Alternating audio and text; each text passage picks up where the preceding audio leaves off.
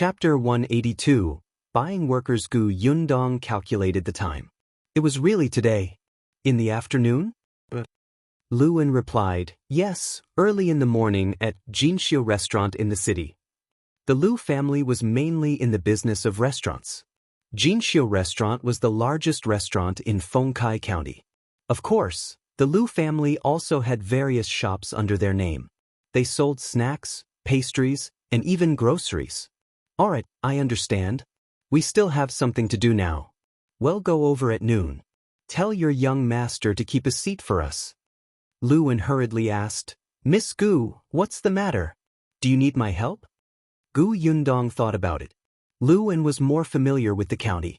She could save some effort by asking him. She asked, do you know which broker shop in the county has a fair price? Is the broker's reputation good? Luan was stunned. Miss, you want to buy servants? That's right. Miss, you've asked the right person. The Lu family has interacted with a few brokers in the city. The most fair one is the official broker Hulu Alley in the city. There's a Granny Chow among them, and the people she trains are not bad. She has a conscience. She tells the identity and background of the servants clearly. She won't hide it from you. As for the price, it's a little more expensive than those private brokers, but it's worth it. Gu Yundong knew what to do. Oh, thank you. He'll go to the brokerage first and come to the restaurant later. Then he'll go and reply to young master. Miss, take your time. If you need anything, feel free to come to the restaurant and look for my young master. Luan drove the carriage away. Gu Yundong and Shao Qingyuan discussed for a while and went straight to Hulu Alley.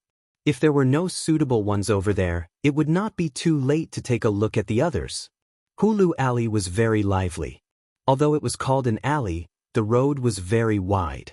Their carriage could directly rush to the entrance of the brokerage. When Gu Yundong came down, she immediately said that she was looking for Granny Chow. The people inside knew that this was most likely introduced by an acquaintance, and they immediately went to look for her. Granny Chow was in her 40s. When she came out, she did not waste any time. She brought Gu Yundong to the backyard. Then, she called everyone out and let Gu Yundong and Shao Qingyuan take a look first. Gu Yundong's main purpose in buying people was to help refine the white sugar. Furthermore, she would sign a death contract. After looking around, her gaze finally landed on a family with the surname Tong. According to Granny Chow, this family of 6 used to be servants of a large family in the county city.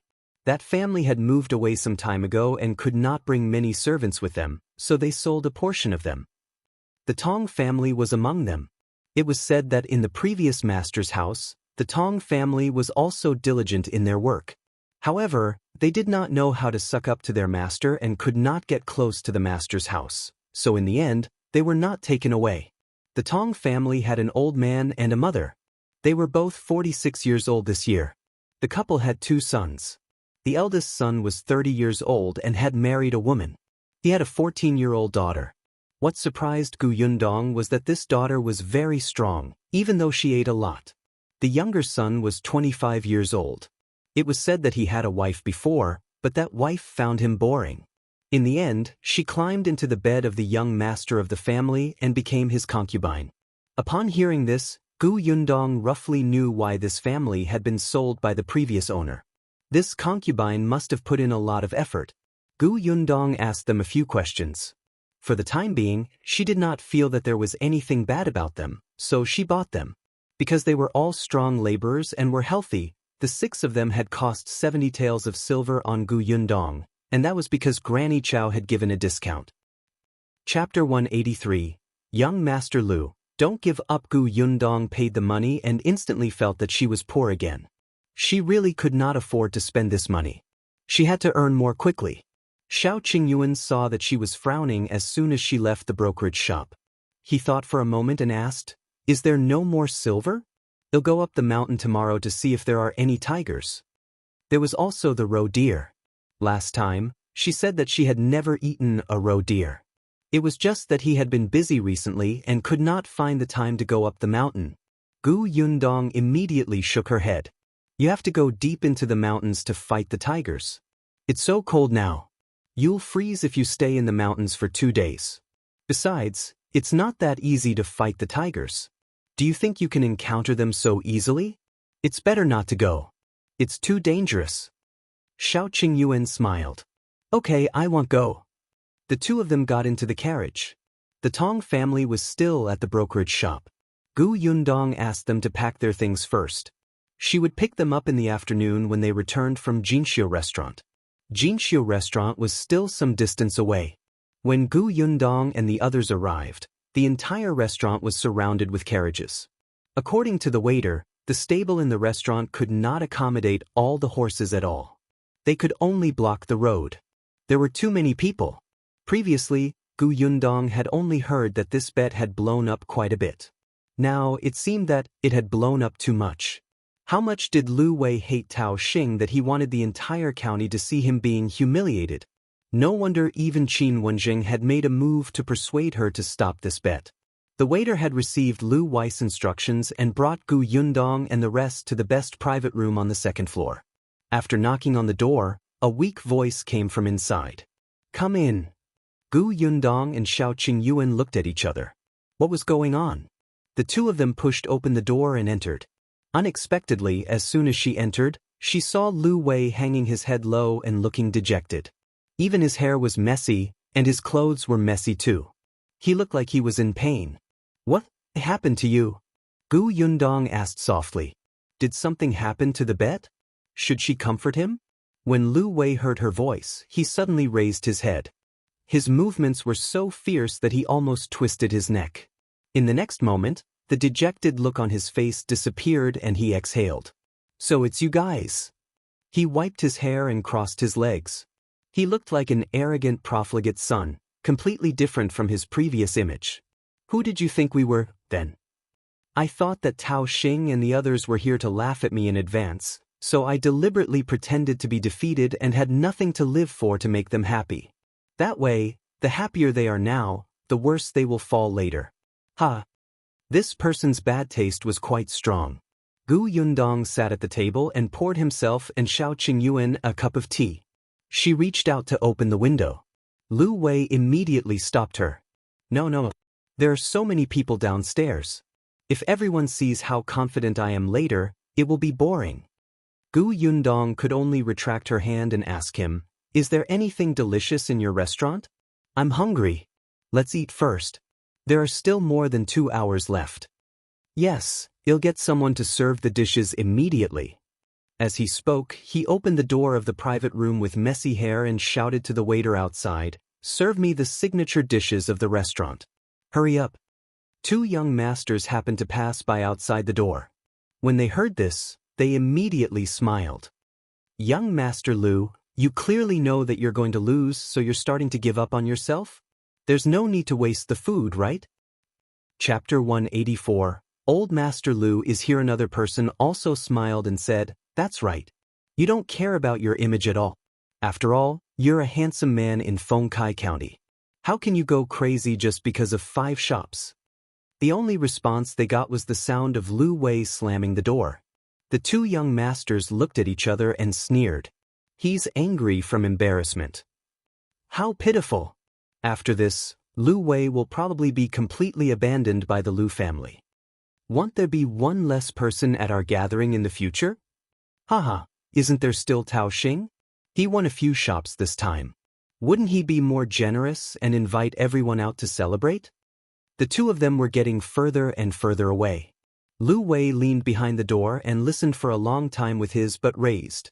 In the end, he snorted and said proudly, You'll see how your eyeballs pop out later. You only know how to make sarcastic remarks. When I win, I won't treat you. Just feel sorry for yourselves. Gu Yundong was speechless. Shao Qingyuan, have some tea. Lu Wei happily returned to his seat and drank the white sugar water. The taste was extremely beautiful. Gu Yundong felt that his appearance was too eye-piercing. She did not know if she could eat later. She regretted not eating outside in advance. The waiters quickly served the food and reported the situation outside. There were more and more people now, and Tao Xing had arrived early. He was in another private room. Those young masters had already occupied the private rooms. The hall downstairs was also filled with people. Even outside the door, There were many commoners watching the commotion. This matter had blown up too much. Previously, it was just circulating among young masters like the Tao family and the Lu family. Later, after the stake was increased, even the commoners knew. Gu Yundong really admired these two people. They could cause such a ruckus in a bet. They were really capable. As they were eating, Luan suddenly rushed in. "Young master, old master is here." Lu Wei was stunned and stood up abruptly. "My father is here? It's over, it's over, it's over." Gu Yundong swallowed the chicken in her mouth and looked up. She asked curiously, "You haven't told your father?" She had said not to tell anyone for the time being, but it was already the agreed date. He still hadn't told his father? Lu Wei's body stiffened. He laughed dryly and stammered, "You can't blame me. I was too excited and forgot. Of course, I wanted to tell my father this morning, but he went out early in the morning. I didn't see him." Gu Yundong was speechless. At this moment, the door of the private room was opened. Old Master Lu walked in angrily. Lu Wei suddenly jumped up and instantly retreated behind Shao Qingyuan. Gu Yundong put down her chopsticks and wiped her mouth. She greeted, "Old Master Lu." Old Master Lu glared fiercely at Lu Wei before looking at Gu Yundong and Shao Qingyuan. A moment later, his expression changed and he smiled. "You're Miss Gu, right?" Gu Yundong blinked. Old Master Lu looked quite happy. She thought that he would be angry that she had harmed his son. She did not expect him to smile. She nodded. Old Master Lu walked over and sighed. "Miss Gu is so capable at such a young age. You're not inferior to men." Gu Yundong was stunned again. "Does Old Master Lu know?" "Yes, I just came from Master Qin's place." Lu Wei immediately exploded when he heard that. "Father, since you know, why did you look like you wanted to kill me just now? If I don't put on an act, will the people outside believe that you're going to destroy my family assets?" Chapter 185. The older the wiser, the three juniors in the private room instantly felt deep veneration. Indeed, the older the ginger, the spicier it was. Gu Yundong finally knew who Lu Wei had inherited his personality from. It seemed that Lu Yi would have a hard time in the future. Not only did he have to take care of his elder brother, but he also had to take care of his father. Old Master Lu snorted proudly and walked to Lu Wei's original seat. He sat down and said to him, "Where's the white sugar? I haven't seen it before. Show it to me." Lu Wei eagerly took the white sugar out of the cloth bag in the round vat in a large wooden basket in the corner. The corners of Gu Yundong's mouth twitched. "You hid it too well." Lu Wei scooped a little with a small bowl and placed it in front of Old Master Lu. Old Master Lu immediately beamed with joy when he saw this. He twisted a little and put it in his mouth before nodding repeatedly. "Sweet, sweet, good, good." He turned to look at Gu Yundong with a smile, but quickly shook his head regretfully. "Actually, it's not a bad idea to cooperate with the Lu family. You're Wire's friend, so Uncle Lu won't take advantage of you." As he spoke, he glared at his son resentfully. How useless! They were clearly friends, and he knew her ability immediately. He did not know how to win over such a talent. What was the use of giving birth to such a son? Gu Yundong could only say, "Of course I trust you, Uncle Lu. It's just that white sugar has just been invented. It might not be a good thing no matter who takes it. But don't worry, Uncle Lu. In the future, I'll give you the cheapest price for the white sugar that the Lu family's restaurants need." "Huh, that's a deal." Old Master Lu nodded. He also understood that this formula was indeed the most suitable to be offered to the imperial court. As they were talking, a commotion suddenly came from downstairs. Faintly, someone called out to Lu Wei, "Young Master Lu, how long are you going to hide in the private room? Come out, everyone is here." "That's right. As a man, you can't go back on your words. It's just 5 shops, right? If you lose, so be it. What's so horrible about it?" "Young Master Lu, don't tell me you were beaten up by your father and don't dare to come out?" "Old Master Lu, you can't stop young Master Lu." Lu Wei snorted. "These bastards." As he spoke, he was about to open the window of the private room. Unexpectedly, the window of the other private room opposite opened first. A young man's voice quickly sounded. "What's with the noise?" It's not time yet. You're disturbing my mood for food. Why are you in a hurry to watch the show? Lu Wei's hand that was opening the window paused, and a smile hung on his face. Gu Yundong asked curiously, "Who is it?" Duan Qingyuan, the young master of the county magistrate of Fengkai County. Gu Yundong remembered that when they first met, Lu Wei had told him that he knew the county magistrate's son. "He seems pretty protective of you." Lu Wei was a little proud. As expected of the county magistrate's son, Duan Qingyuan's words carried weight. The arrogant shouts downstairs immediately weakened. Although there were still whispers, no one dared to openly provoke him. However, not long after, the agreed time arrived, and the commotion downstairs could not be suppressed. The moment Tao Xing stepped out of the room on the second floor and walked down the stairs, the commotion reached the peak. Someone told Lu Wei to hurry downstairs and stop hiding away. Gu Yundong even heard a familiar voice from these shouts. Chapter 186, Girl, come down together. Lu Wei, hurry up. If you don't come down, we'll go up and carry you down. This voice was cheap and loud, instantly drowning out the laughter of the others. Gu Yundong was still wondering where she had heard this voice when Shao Qingyuan reminded him in a low voice, "It's Peng Zhongfei." Huh! It was him. Gu Yundong could not help but look at Lu Wei. "Aren't you friends with Peng Zhongfei?" "He's just a bad friend. He and Tao Xing are also friends. They drink together and go to brothels together. At the critical moment, they would watch from the side. How could they really support each other?" Old Master Lu coughed lightly. Lu Wei was stunned for a moment and immediately reacted. "Don't misunderstand. I went to the brothel to recite poems, play the zither, and recite music to relieve the bitterness in my heart." Oh, Gu Yundong looked like she understood. She finally understood what the place that Lu Yi had said she should not visit was. Lu Wei was speechless. He felt that she didn't believe his words at all, but as heaven and earth could see, he really didn't do anything he shouldn't have. Just as he was feeling depressed, another cry sounded from downstairs. Lu Wei was annoyed. He suddenly pushed open the window and shouted below, all right. What are you shouting for? Are you in a hurry to die? It'll come down now." As soon as he opened the window, the people downstairs not only saw him, but also Gu Yundong, who was standing by the window. Tao Xing thought of what his shopkeeper had said before. He narrowed his eyes slightly and said, "Lu Wei, you'd better come down quickly. Don't make everyone wait. By the way, the person beside you is the girl who can make white sugar, right?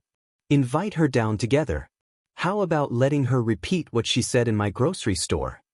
Gu Yundong raised her eyebrows. "No, you won't be able to be smug in a while."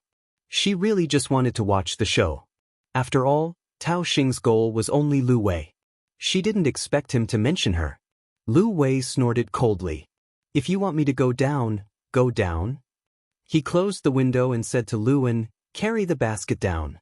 Let's teach them a lesson." Luan was also very excited.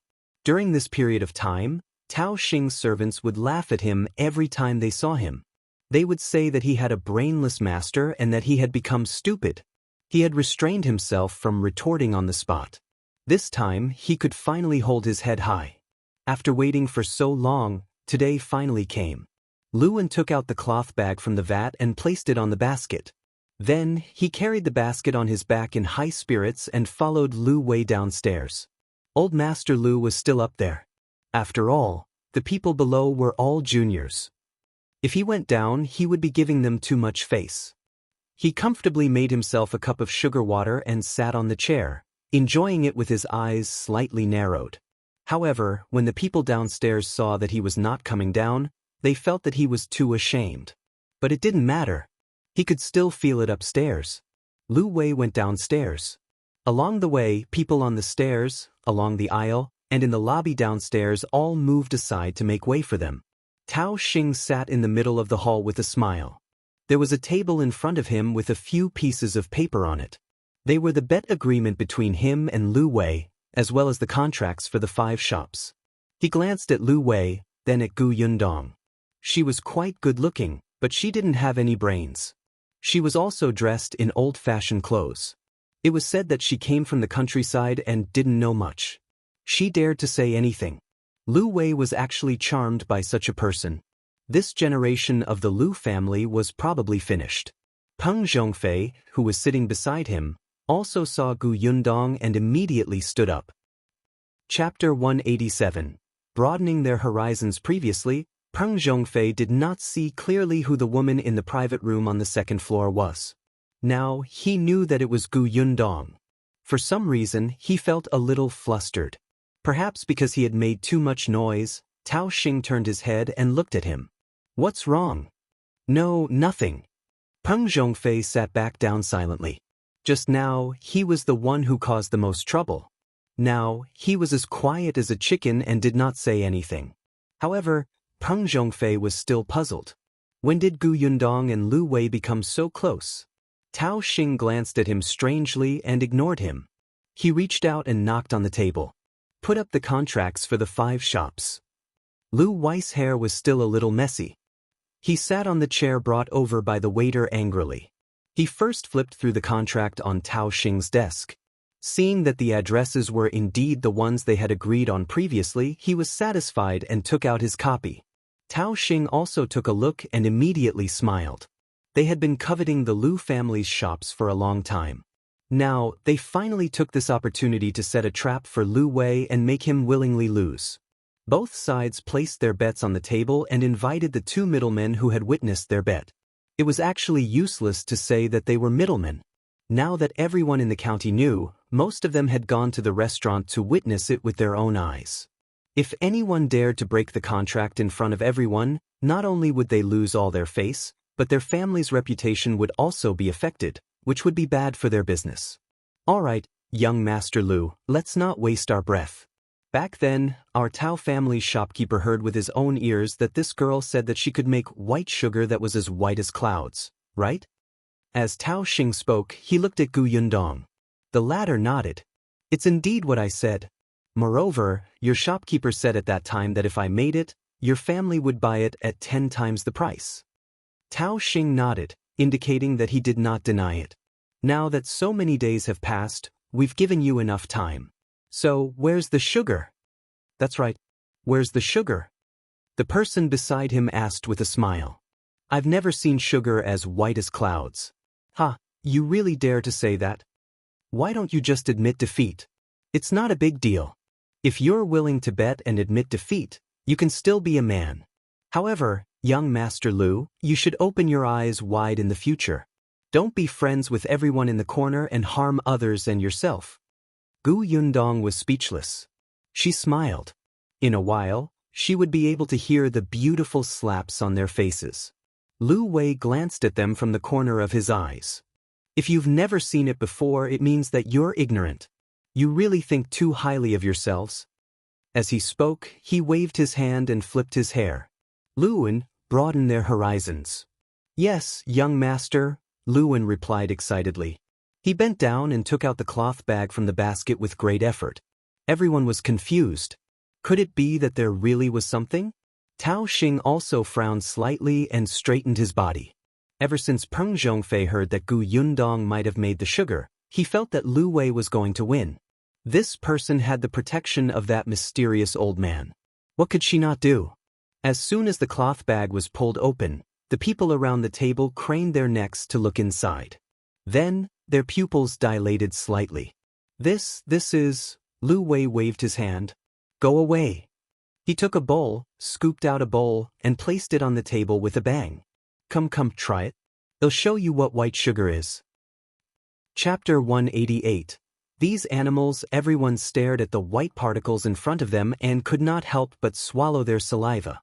However, after watching for a long time, no one made a move. They only raised their heads and looked at each other. Lu Wei was getting impatient. "Do you want to eat it or not? Hurry up. Don't make it look like I'm going to poison you to death." Duan Qingyuan was the first to go forward. He pinched it with his hand and put it into his mouth. Then his eyes suddenly lit up. "It's sweet. It's really sugar." "Of course," Lu Wei said proudly. In the next moment, the onlookers at the table rushed forward and pushed Lu Wei away. They didn't even care about their basic manners and reached into their bowls with one hand each. Fortunately, Gu Yundong was quick. Shao Qingyuan pulled him to the side and avoided the noisy crowd. Soon, exclamations sounded in the hall one after another. "Oh my God, it's really sugar. It's refreshing." Just like clouds, young Master Lu was not bragging. "Ah, this is good. This is good. I like it. Delicious." The chatter made the people watching from the outside itch. They wanted to squeeze in and take a look with their own eyes, but there were too many people.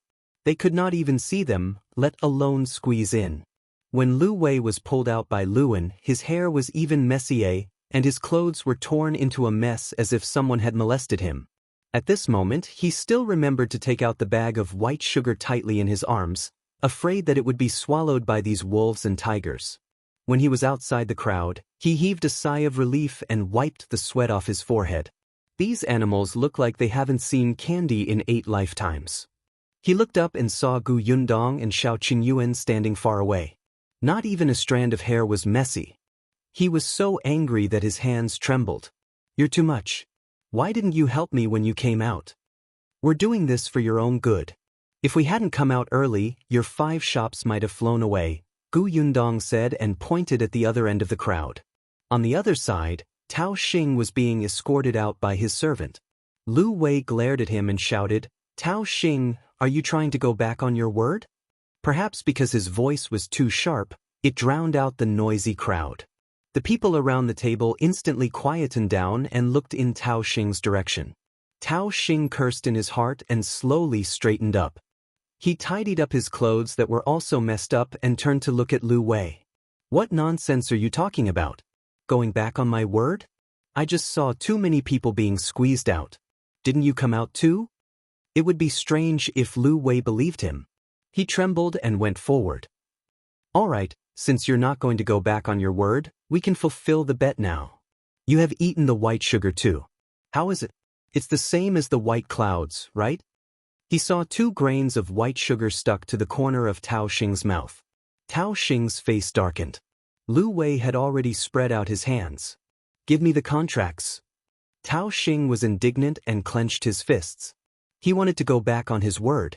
Those were 5 shops, and they were considered good 5 shops in the Tao family. At that time, he had promised in front of his father that he would not lose, so his father had given him the deeds. In the end, not only did he not win back the Lu family's shops, but he also suffered heavy losses. Wouldn't he be beaten to death by his father when he returned home? Most importantly, his eldest brother would definitely take this opportunity to suppress him. Tao Xing pursed his lips. When he looked up, he suddenly saw Gu Yundong standing at the side. Chapter 189. Peng Zhongfei, the fence-sitters. When Lu Wei saw his eyes rolling around, he knew that this guy was definitely up to no good. Sure enough, in the next moment he heard Tao Xing point at Gu Yundong and say, "I admit that this white sugar is real. But our bet was that you could make such white sugar. Can you guarantee that you really made this white sugar and you didn't find it from somewhere?" Gu Yundong did not expect the fire to burn her. She glanced at Lu Wei and nodded. "I made it. Do you want me to swear?" "What's the use of swearing?" Tao Xing snorted. "Why don't you do it again in front of all of us? That way we will believe that you created this thing." Gu Yundong was so angry that she almost laughed. In front of everyone? How could he say that? However, the surrounding people did not mind the commotion and started to jeer. That's right. Make it again in front of everyone so that we can see how this white sugar came about." Tao Xing proudly looked at Lu Wei provocatively.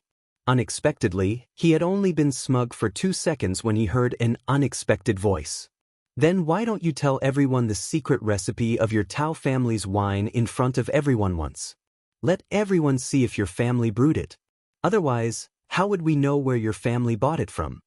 The Tao family mainly operated a winery that had been around for many years. It had been passed down from their ancestors for more than 100 years. Tao Xing frowned and turned around. He saw Peng Zhongfei standing up and tidying his clothes. Peng was indeed unreliable. Wherever there was benefit, he would change sides. In fact, Peng Zhongfei was not the only one. Many people present saw the benefits brought by the white sugar. At this moment, they felt that there was no need to become enemies with the Lu family and this girl. Hence, they nodded one after another. That makes sense. The formula of the white sugar must be a complicated secret. I don't know how much effort it took to create it. How can it be publicized in front of everyone? Duan Qingyuan also smiled and said, Young Master Tao has admitted to this white sugar, and you didn't say that they have to publicize the secret recipe in front of everyone when you made the bet back then. Now, you're finding all kinds of excuses to make things difficult for others. Are you trying to go back on your word? That won't do. Everyone is watching. Is the Tao family so untrustworthy? Lu Wei laughed out loud. He deliberately made it sound more serious. He didn't believe that if the matter had already escalated to the Tao family, he would still dare to make excuses. As expected, Tao Xing's face darkened. He immediately laughed dryly. Of course, the Tao family won't go back on their word. I didn't consider everything just now and said something I shouldn't have said. I, Tao Xing, will keep my word and fulfill the bet. Lu Wei flipped up his right hand. The contracts. Tao Xing gritted his teeth and lowered his head slightly. His eyes became gloomy. He asked the servant behind him to bring the contracts over and personally handed them to Lu Wei. Lu Wei flipped through them in front of everyone. After reading them again and again, he was finally satisfied. Don't forget to visit the government later. With that, he turned around and left. However, just as he took a step forward, he suddenly stopped as if he had thought of something. Then, he took out the white sugar in his hand. I almost forgot. Back then, your shopkeeper said that he would buy this white sugar back at 10 times the price. It's just right. 20 caddies for 80 taels of silver. Tao Xing was stunned. This white sugar was a rare thing. It was not a bad idea to buy it back. However, 80 taels was too expensive. Just as he was about to say that Lu Wei had scooped out a bowlful previously and wanted to lower the price, a voice suddenly sounded in his ear. You'll pay 100 taels. Give me these 20 caddies of white sugar. Chapter 190, Almost corrupted by money, I offer 110 taels. 120 taels. 150 taels. One after another, voices sounded in the hall. These young masters were not short of money, especially those from families who did business. How could this 180 taels compare to such rare white sugar? Lu Wei's eyes lit up.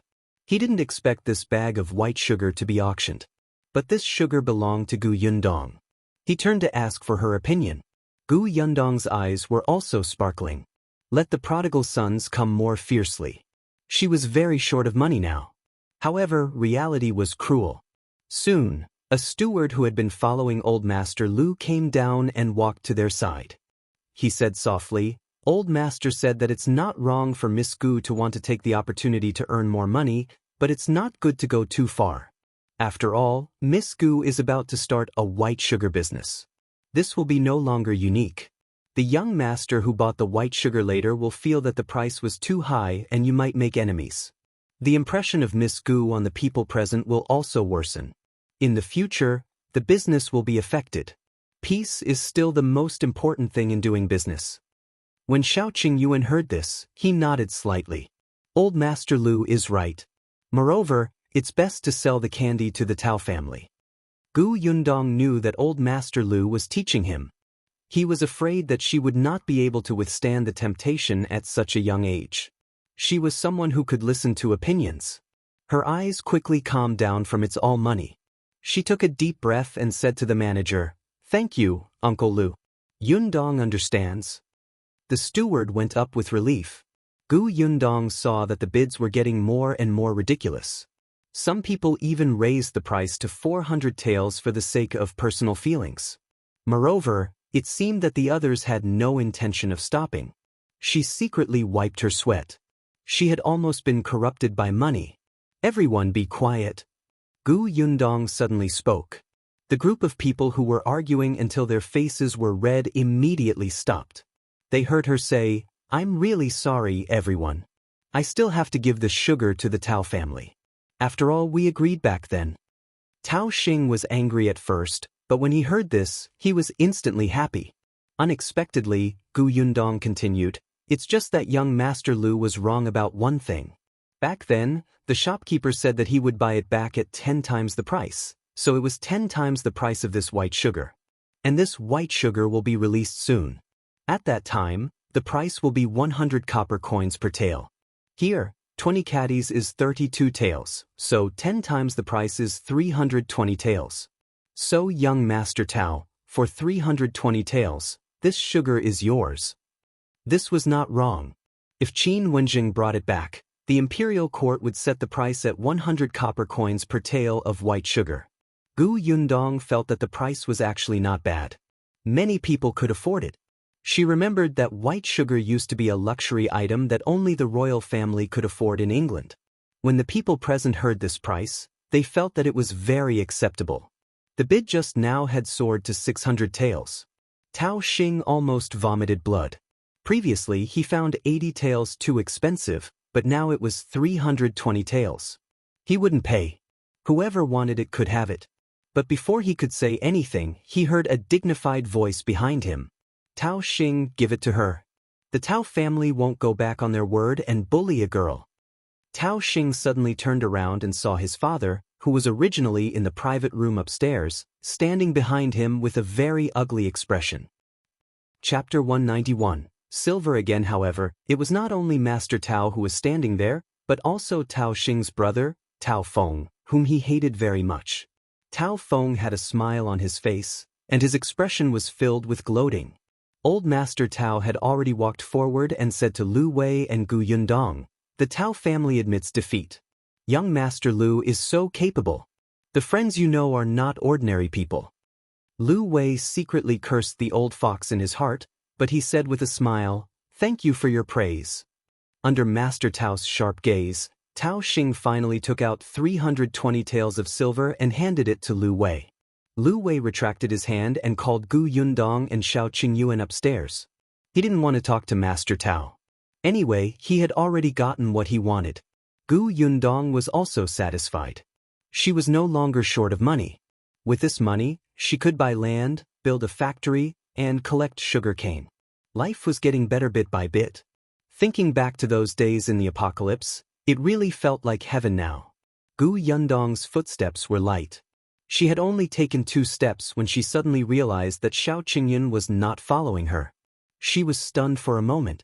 She turned her head and saw that he was looking at a certain point with a dark gaze. Following his gaze, Gu Yundong could not help but feel strange. Shao Qingyuan? Why was he looking at Master Tao? But, do you know Master Tao? Shao Qingyuan came back to his senses and shook his head slowly. He smiled at her and said, "I don't know him. Let's go up." Although Gu Yundong was curious, he did not seem to be willing to say more, so she did not ask further. They followed Lu Wei back to the Lu family's private room. At this moment, the people in the lobby downstairs suddenly reacted and rushed upstairs in unison. "Miss, is what you said true? We'll be able to buy this white sugar soon?" "That's right. Where can we buy it?" "Which shop? Does it really only cost 100 copper coins per tael?" "Miss, please wait. I'm the second young master of the Gao family. You can cooperate with our Gao family to sell white sugar." "Our Gao family, get lost. I'm from the Fu family." "All of you stop dreaming. Can't you see that there's a Lu family over there? That girl must have cooperated with the Lu family." As soon as he said this, the others stopped. That's right. The Lu family was richer than them. It was not their turn. However, they did not give up. Many people still went upstairs to talk to Gu Yundong. Fortunately, Lu Wei brought them away quickly. After entering the private room, old Master Lu immediately asked his steward to go out and deal with them. Only then did they heave a sigh of relief. In contrast, the Tao family of 3 did not come up. Master Tao did not even want to stay in this restaurant for long. He turned around and left with his 2 sons. As Tao Xing walked, his eyes darted around. After getting into the carriage, he immediately went to Master Tao's side and said, "Father, are you willing to let us lose these 5 shops? That Lu family did it on purpose. That sugar was prepared long ago and they even pretended to be about to lose. They're sinister and despicable." Old Master Tao was angry and disappointed in his son. "That's because you're stupid. You fell into the trap so easily." After saying that, he closed her eyes and ignored him. Tao Xing gritted his teeth. "Father, I didn't think this through. I accept the punishment, but it's not like we can't get it back. Oh, how do you want to get it back? Tao Feng asked, but he looked at Tao Xing with disdain. Tao Xing didn't even look at him and continued to say to Master Tao, "Father, that Gu girl is just a country girl. We can totally force her to hand over the formula." Chapter 192, Beaten, Hill. As soon as Tao Xing finished speaking, he was slapped hard on the face. He covered his face in disbelief and glared at his father. "Dad, you hit me? Stop it. If you dare to go out and cause trouble again, I'll break your legs." Old Master Tao had been suppressing his anger. Wouldn't he be angry after losing 5 shops? Wouldn't he be angry after being laughed at by so many people? His family was arrogant and proud before, but today, they were as sarcastic and embarrassed. He had lost all his face, but he still had to personally go downstairs to clean up the aftermath for his son and protect the last bit of dignity of the Tao family. It was fine if Tao Xing did not regret it at all, but he actually came up with a bad idea. Old Master Tao wanted to endure it until he reached home before teaching him a lesson, but his thoughts flew away. He wished he could kick him out of the carriage. However, Tao Xing had always been pampered at home. His father had never hit him. Now, in front of his elder brother, "Father, why?" Master Tao took a deep breath and said to Tao Feng, "Tell him." "Second brother, why can't you understand?" Tao Feng shook his head and said with a disappointed expression, "That girl is indeed just a country girl, but the Lu family is not. Old Master Lu has been in the business world for so many years. How can he not know how much trouble this white sugar will cause once it appears? How can he not know how many people are secretly eyeing it? Since he dares to take it out, it means that he has already considered all aspects. Aren't you afraid that someone will have ill intentions?" Tao Feng sighed. "The truth is that not only can we not have any crooked thoughts, but even the Lu family can't get involved in the sugar business." Tao Feng was originally not at Yunshu restaurant. He had specially rushed over to tell Master Tao after receiving the news so that the Tao family would not suffer. Tao Xing looked unconvinced. Even the Lu family didn't cooperate with her? Who are you kidding? How can a country girl make such a deal? She doesn't work with the Lu family, but she, Tao Feng pointed at the sky. You dare to touch her? Tao Xing swallowed his saliva and did not dare to say a word. Old Master Tao sneered. After you go back, stay in your courtyard and study obediently. You're not allowed to go out in a month. Leave the rest to your brother, do you hear me? Tao Xing's eyes widened. But, Tao Feng nodded with a serious expression. Father, don't worry. I'll do my best. Although we can't interfere with the white sugar matter, we can still make a deal. I'll go back to the restaurant now and talk to Miss Gu. Yeah. After Tao Feng got out of the carriage, Master Tao brought Tao Xing home. However, Tao Feng was destined to return empty-handed. While the Lu family steward was dealing with the people downstairs, Gu Yundong and Shao Qingyuan were taken away by Lu Wei from the back door of the restaurant. Only when the three of them got into the carriage did they slowly heave a sigh of relief. Lu Wei said, Gu girl, don't worry. My father can handle things here. You don't have to worry that those people will find your Yongfu village. Brother Qin will block them. Phew, I didn't expect these people to be so crazy. Lu Wei chuckled and suddenly moved closer to her. If Shao Qingyuan had not reached out to block him, he would have knocked Gu Yundong's head. Gu girl, you've helped me so much today. Tell me what you want. As long as I can do it, I'll definitely do it for you. What? Gu Yundong touched her chin. Of course, what she wanted the most was money. Wasn't the Lu family rich? But now. Chapter 193, got a shop. Gu Yundong's eyes lit up. I want a shop. Lu Wei was stunned for a moment before he suddenly reacted. Yes. If you want to do business, you must have shops. Coincidentally, I won 5 shops from Tao Xing today. Let me tell you, these shops are not bad. I'll give you 2. So generous? Gu Yundong knew very well that although Lu Wei had won the bet by himself, Tao Xing had placed such a huge bet because they wanted to trick the Lu family. The Lu family also needed to take out the same stake before this bet could be established. She was not greedy. She only wanted a shop. Lu Wei smiled smugly. I've always been generous. Besides, it's all thanks to you this time. Come, Come, let me introduce you to these 5 shops.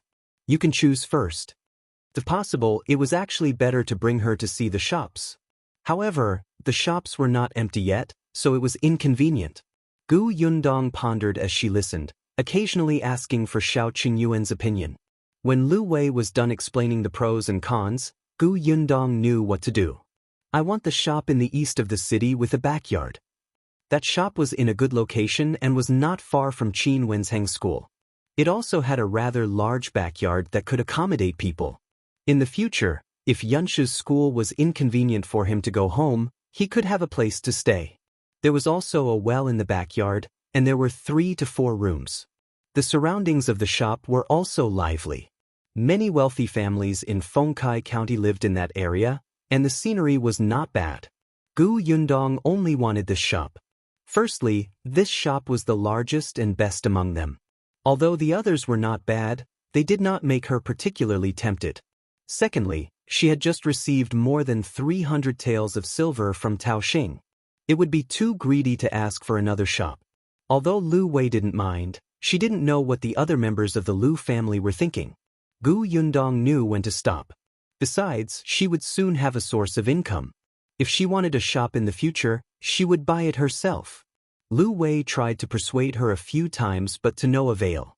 He could only give up and go straight to the government office to give her the shop. As they chatted, they arrived at the brokerage in Hulu Alley. The 6 members of the Tong family were already waiting for her, but Gu Yundong only had 1 carriage. If there were too many people, it would seem too crowded. The Tong family expressed that they could walk on their own, but Gu Yundong did not agree. Anyway, Lu Wei was here, so it was the same to borrow his carriage. It was getting late. The group got into the carriage and went straight to the city gate. However, not long after the carriage left, Gu Yundong suddenly stopped it. She was sitting in Lu Wei's carriage, and the driver was Shao Qingyuan. Shao Qingyuan stopped the carriage and saw Gu Yundong jump down and enter a shop in front of him. He looked up and realized that it was a clothing shop. It seemed to be the Peng family's shop. Gu Yundong came out after a while. He carried a bag and got into the carriage. Let's go. Shao Qingyuan took a few more glances curiously, but he didn't ask. The carriage quickly left the city gate and headed straight for Yongfu village. The 2 carriages entered the village one after another and went straight to the foot of the mountain. The villagers were already used to it. On the other hand, apart from Boss Tong, who was driving the carriage, the rest of the Tong family stayed in the carriage obediently. They did not even lift the curtain. However, they were still a little nervous.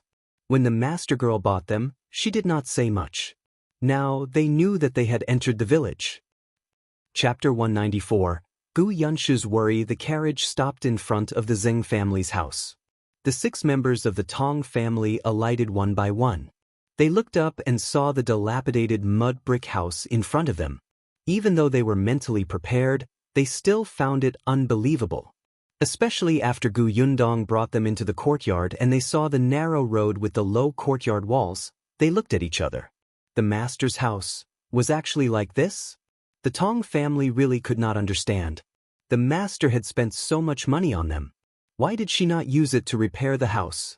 Until Gu Yundong said to them, "Our house has just been built. We can only move in the day after tomorrow. Well, make do here for the next 2 days. The men will squeeze in the Shao family next door first, and the women will stay here. This is Auntie Dong.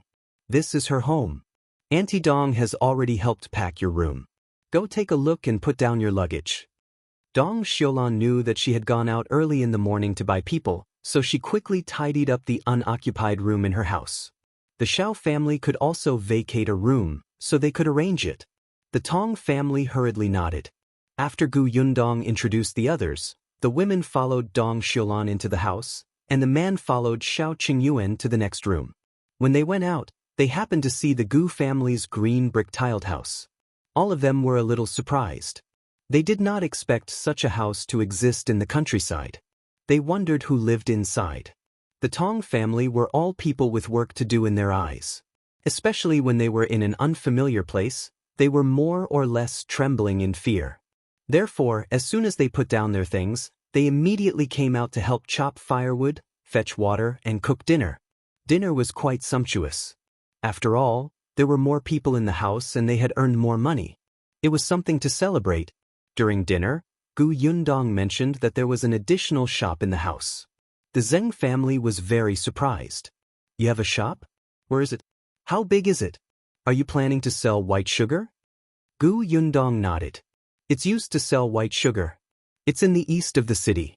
However, the shop hasn't been vacated yet. It can only be used in a few days. When the time comes, they'll have to ask Uncle Feng to help change the layout inside. When it opens, everyone will join in the fun. Madame Dong was very happy. All right, I'll definitely go. Gu Yunshu secretly heaved a sigh of relief. He had been worried that his family would run out of money after buying servants. He had been debating the entire day whether he should owe the teacher his tuition fees first and pay them in a few years. Now that he heard from his eldest sister that his family had a shop and a source of income, there was no problem. Gu Yunshu was relieved. He had an extra big bowl of food for dinner. Gu Yundong turned around and saw the expression on his face. She suddenly had a headache. Why did her brother think that his family was so poor that they could not even pay his tuition? She clearly acted like she was rich. If he was worried at such a young age, he might not grow up tall in the future. After dinner, the Tong family members began to clean up. Gu Yundong returned to her room. After a while, she came out with the bag she had brought back from the county. Everyone was busy and did not see her. Gu Yundong came out of the Zhong family's back door and went straight to the next door. Shao Qingyuan was feeding the horses. The Lu family's carriage was temporarily resting at his house. Lu Wei had said that he could return it when he was free. When he saw Gu Yundong enter, he was slightly stunned and could not help but stop what he was doing. Chapter 195. The clothes are gifted. Gu Yundong patted the bag in her hand with a smile and handed it to him. This is for you. What? Shao Qingyuan could tell. Wasn't this what she had taken out when she entered the ready-to-wear shop? Clothes. Shao Qingyuan looked at her and then at the bag in her hand. After a while, he held his breath and opened the bag. In the next moment, a navy blue dress was revealed. It was brand new and it made one's eyes light up. He looked up in shock, his voice slightly hoarse. You're giving it to me? Gu Yundong coughed lightly. That's right. I saw that the last time you went hunting in the mountains, when you came back, your clothes had already become strips. I didn't see you buy new clothes, so I took the cloth and went to the tailor's to get someone to make a set. After all, you'll be working with me in the future. You have to wear better clothes. Otherwise, people will think that I took all your money. As she spoke, she heaved a sigh of relief. She had finally found an excuse to give it away. The corners of Shao Qingyuan's lips curled up uncontrollably. He reached out to touch the new clothes, but immediately retracted his hand. He stuffed the bag back into Gu Yundong's arms and turned around to run to the water vat. He scooped 2 ladles of water and began to wash his hands carefully. Gu Yundong was confused at first and thought that he did not like it. Unexpectedly, after washing his hands, he began to carefully stroke his clothes, his face full of joy. At that moment, she suddenly felt sad and bitter. Auntie Dong had told her about Shao Qingyuan's background. She said that his adoptive parents had disliked him since he was young. He had picked up clothes that others had sewn and mended and didn't want to wear. How could clothes that others didn't wear be good? Especially in winter, the cotton was already hard and completely cold. He had to wear it for a few years, but he grew up quickly and was often laughed at. It was only after his grandfather passed away that he went to the ready-to-wear shop to buy 2 sets of clothes and changed back and forth. This was probably the first time he had received clothes from someone. Ahem, do you like it? Shao Qingyuan immediately nodded. When he looked up at Gu Yundong, his eyes were bright. You know my size? Isn't your focus wrong? I've made a rough estimate. I don't know if it fits. You can try it later. If it doesn't fit, you can change it. It fits, Shao Qingyuan said without thinking. The corners of Gu Yundong's mouth twitched. She suddenly could not stand his gaze and hurriedly said, That's all for now. Independent Illinois, go back. After saying that, she quickly left. Shao Qingyuan didn't move. He just stared at her back until she left. Then, he lowered his eyes to look at the bag in his hand, and the smile on his lips grew wider. He quickly turned around and entered the house, taking out his clothes to change into. It really fit him. It felt warm and comfortable on his body. However, in the next moment, he quickly took it off and gently folded it to the side. Then, he put on his original tattered clothes and went out the door with his bow and arrow. He went straight up the mountain. Gu Yundong did not know that. She had fallen asleep after returning to the Zheng family. Actually, she had also thought of asking Madame Dong to help make the clothes. However, that day she took out the fabric for some reason. When she arrived at the county city, she asked the shopkeeper of the tailor's shop to help make a set. Chapter 196. Familiar Gu Yundong rubbed her brows, turned over, and fell asleep. The next day, she went to look for Chen Liang to buy land. Chen Liang was so shocked that he almost spat out his water. Buy land again? How come she still have money? I'm buying a homestead this time. I want to build a workshop. A workshop? Chen Liang's eyes lit up. Their village was not very rich, and the villagers relied on those acres of land to make a living.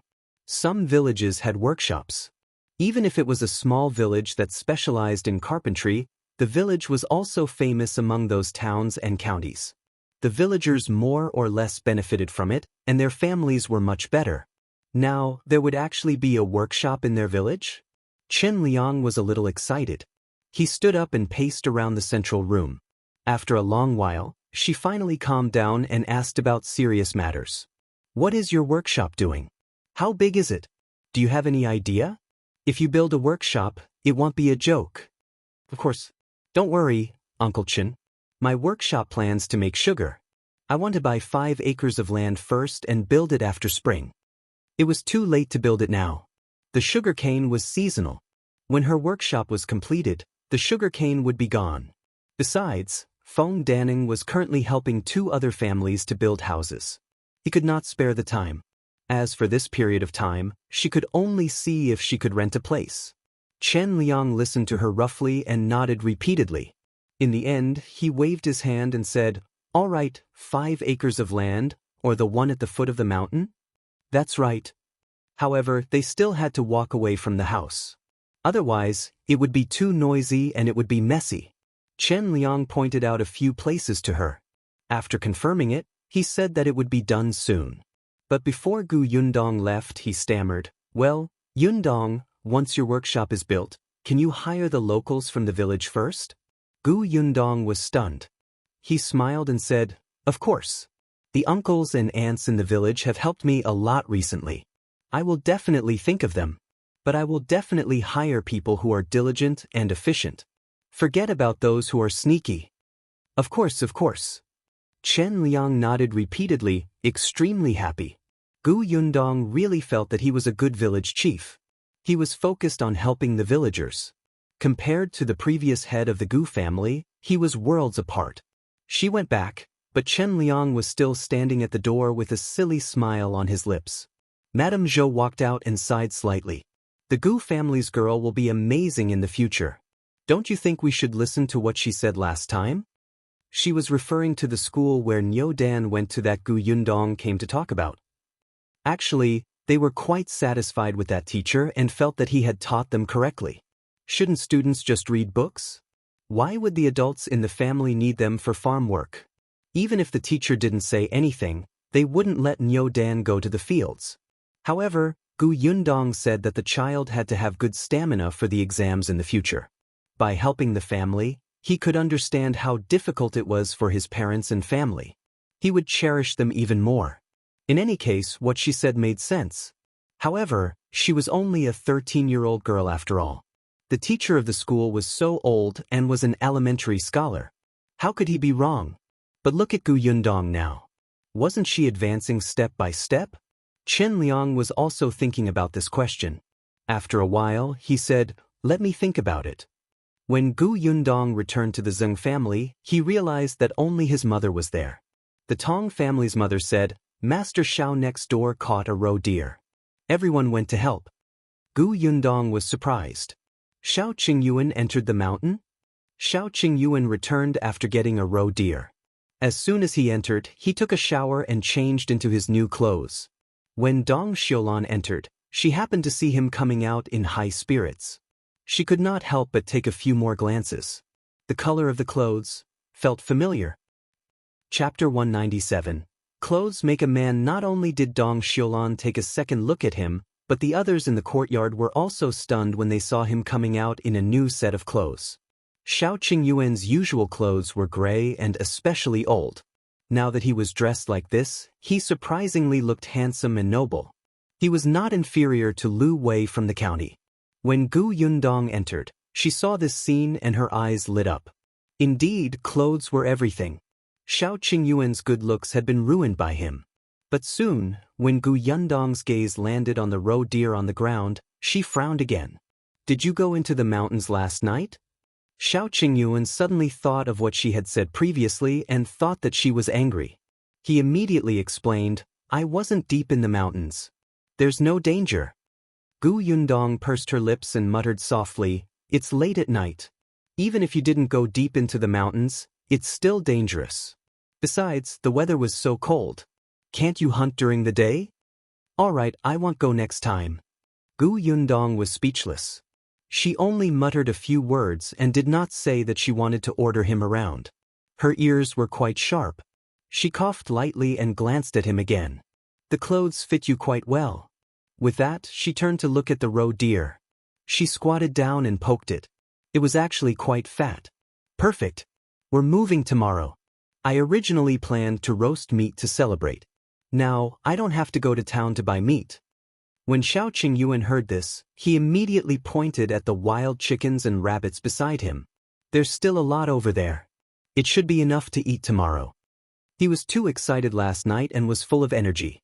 He had caused a lot of trouble on the way up the mountain. Gu Yunka ran to Gu Yundong's side and held her hand. "Eldest sister, is the roast meat delicious?" "It's delicious. I guarantee you'll drool." The little girl's eyes immediately lit up. Then it'll help." She looked around and pointed at the pheasant. "Help pluck the feathers. Go on." The little girl obediently ran to the pile of prey and began to pluck it. In the end, she was pecked by the pheasant that was still alive. The little girl covered her small hand and patted the pheasant's head. "If you peck me again, it'll eat you." Gu Yundong's mouth twitched when she saw this. When she saw Zheng Yu step forward, she did not care anymore. However, the girl from the Tong family asked her curiously, "Eldest miss, where are we moving to tomorrow?" The girl from the Tong family was called Tong Shuitao. She was 14 years old and looked soft and weak, but she was stronger than her father. She could lift the roe deer in front of her with one hand. Perhaps because they were slowly getting familiar with each other and knew that their master was not as fierce as before, they became a little bolder. Gu Yundong liked her. She worked hard and was smart. She was a little surprised. "We're moving to the new house opposite. Didn't you see it when you went out? It's quite a big building." Tong Shuitao widened her eyes and opened her mouth wide. Of course she saw it. So, that was the master's house where they would live in the future. Gu Yundong laughed. She thought that even if she did not say it, they would be able to guess it. "All right, let's prepare the roe deer and the wild chicken and rabbits first." Tong Shuitao blushed and went to pick up the roe deer. Gu Yundong then went to look for Dong Xiulan. She wanted to ask her to make a school bag for Gu Yunshu to carry to school. However, after looking around and not seeing anyone, she could not help but walk in. Just as she reached the door of the room on the left, she suddenly heard Dong Xiulan's voice. She seemed to have mentioned her. Chapter 198. The two of them are quite suitable for each other. I didn't see wrongly. The clothes Qingyuan is wearing belong to Yundong. Dong Xiulan was talking to her husband, Zheng Hu. "Do you think the two of them?" Before she could finish speaking, Zheng Hu interrupted her. "Don't talk nonsense. This is completely ungrounded." "Sigh, I'm just worried about those two children." Dong Xiulan sighed softly. "It's fine for Qingyuan. He's a loner, and no one cares if he has a wife or not. He doesn't care either. He's almost 20 years old. If he delays any longer, he'll become an old bachelor in the village." Dong Xiulan fed Zheng Hu a mouthful of rice. "What about Yundong? Although she has a father, a mother, and a family, her father is missing, and her mother doesn't understand these things. Yundong has to take care of herself. She also has to look for her father. Now, she's focused on earning more money. What do you think her family will do when she gets married in the future? Zheng, who couldn't help but nod when he heard that. Yes, she'll be 14 years old after the new year. It's almost time to talk about marriage. With Yundong's current family background, there must be many people proposing marriage. It's just that after she gets married, it won't be easy to take care of her mother and the others. Her in-laws probably won't agree either. Those people who propose marriage are most likely after her family's house. Yundong will definitely suffer if she marries into such a family. Dong Xiaolin's eyes suddenly lit up as she spoke. So I think Yundong and Qingyuan are actually quite suitable for each other. Shao Qingyuan was alone and was doing business with Yundong now. Without in-laws, he could help Yundong take care of Madame Yang and the other two in the future. He was also good-looking and capable. If others wanted to cause trouble, he could beat them out with one hand. Moreover, be it Madame Yang or Yunshu and Yunke, they all liked him. He wouldn't go after her house and money.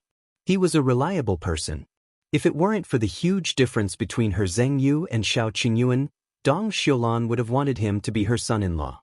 Gu Yundong stood at the door and listened. The image of Shao Qingyuan standing in front of her in his new clothes flashed across her mind, and her heart suddenly beat faster. She suddenly reached out and slapped her face. What was she thinking? She was only 14 years old after the new year. It was still early. Gu Yundong did not look for Dong Xiulan. She turned around and left the Shao family. As soon as she reached the courtyard, she saw Shao Qingyuan. Gu Yundong thought of what Madame Dong and Zheng Hu had said and subconsciously glared at him. Shao Qingyuan was confused. Seeing her leave in a hurry, he quickly said, "I promise I won't go hunting at night again."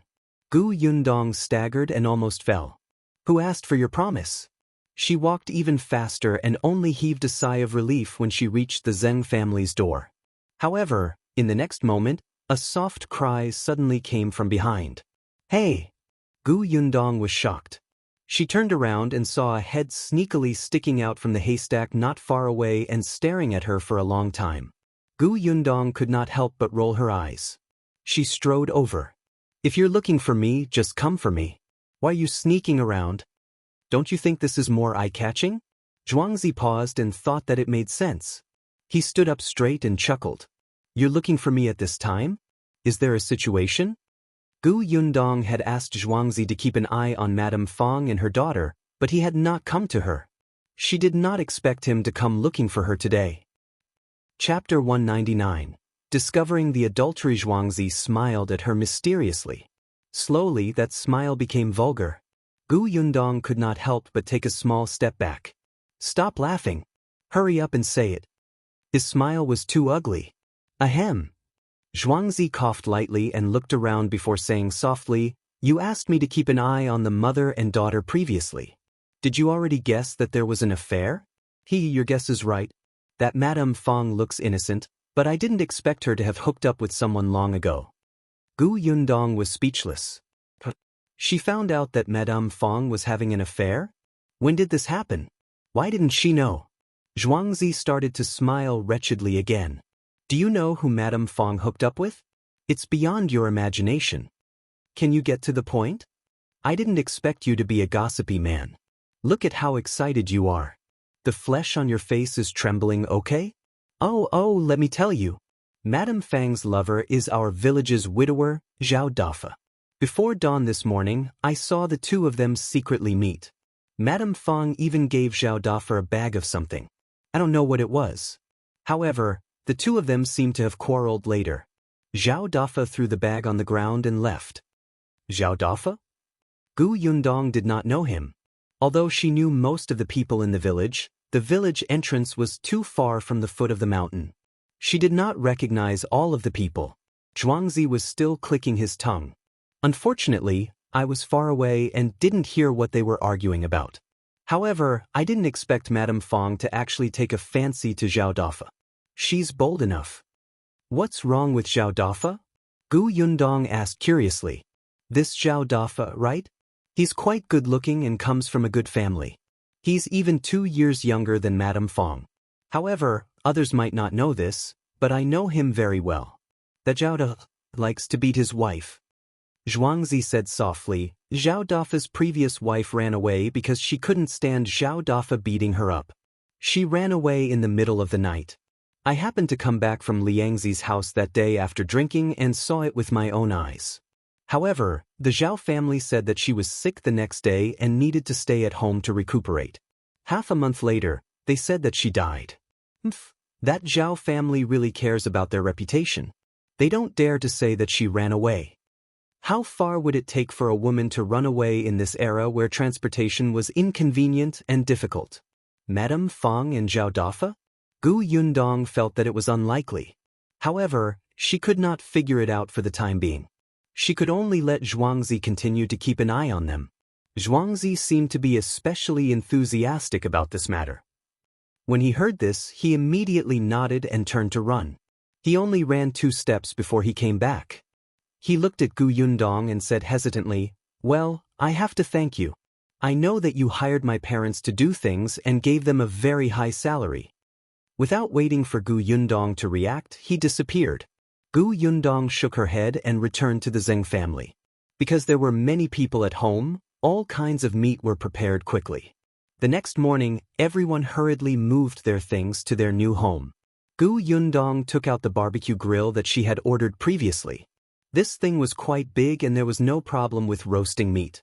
Previously, she had invited guests when she set up the beam.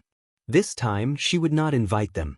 However, Gu Yundong still asked Gu Yunshu to invite the village chief and the Feng family over. Unexpectedly, they had not returned even after half a day. Gu Yundong decided to take a look herself.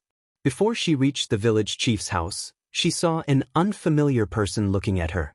Gu Yundong was quite sharp. She turned around and saw a middle-aged man standing not far away. Chapter 200. He actually ran away. Gu Yundong frowned. Just as she was about to ask who he was, she saw that person jump up in shock like a mouse seeing a cat and run away. Gu Yundong was speechless. Did she have the word fiendish on her face? "Hey, isn't that Zhao Dafa?" A familiar voice suddenly came from behind. Gu Yundong turned around and saw Chen Liang's family coming over. The one who spoke was Madame Zhou. She was holding a basket filled with various vegetables. Zhao Dafa? So he was the Zhao Dafa that Zhuangzi was talking about. Gu Yundong looked thoughtfully in the direction where he had run off before asking Madame Zhou, "I was about to look for you. I asked Yunshu to invite you over for a meal. I haven't seen you all this time and was thinking about what had delayed you." Gu Yunshu was standing at the back, talking to Niu Dan. When he heard this, he looked up and said, "Don't worry, eldest sister. I will definitely complete the mission." "Isn't that so?" Madame Zhou smiled and said, "Your Yunshu is too eloquent. That little mouth of his is so eloquent. If we didn't come, we would feel that we had committed a heinous crime. However, we can't come empty-handed. Look, we picked some vegetables from the field and we were delayed for a while. Andy, you're too kind." As she spoke, she turned around and didn't see Feng Daning's family. Only then did Yunshu say, "Aunt Hohot is not at home. Uncle Feng said that he is building a house. He's too busy to come." Feng Daning was now a busy man. Ever since he helped Gu Yundong build that green brick house, many people had lined up to ask him to build a house. Now, he had 2 tasks on hand and was extremely busy.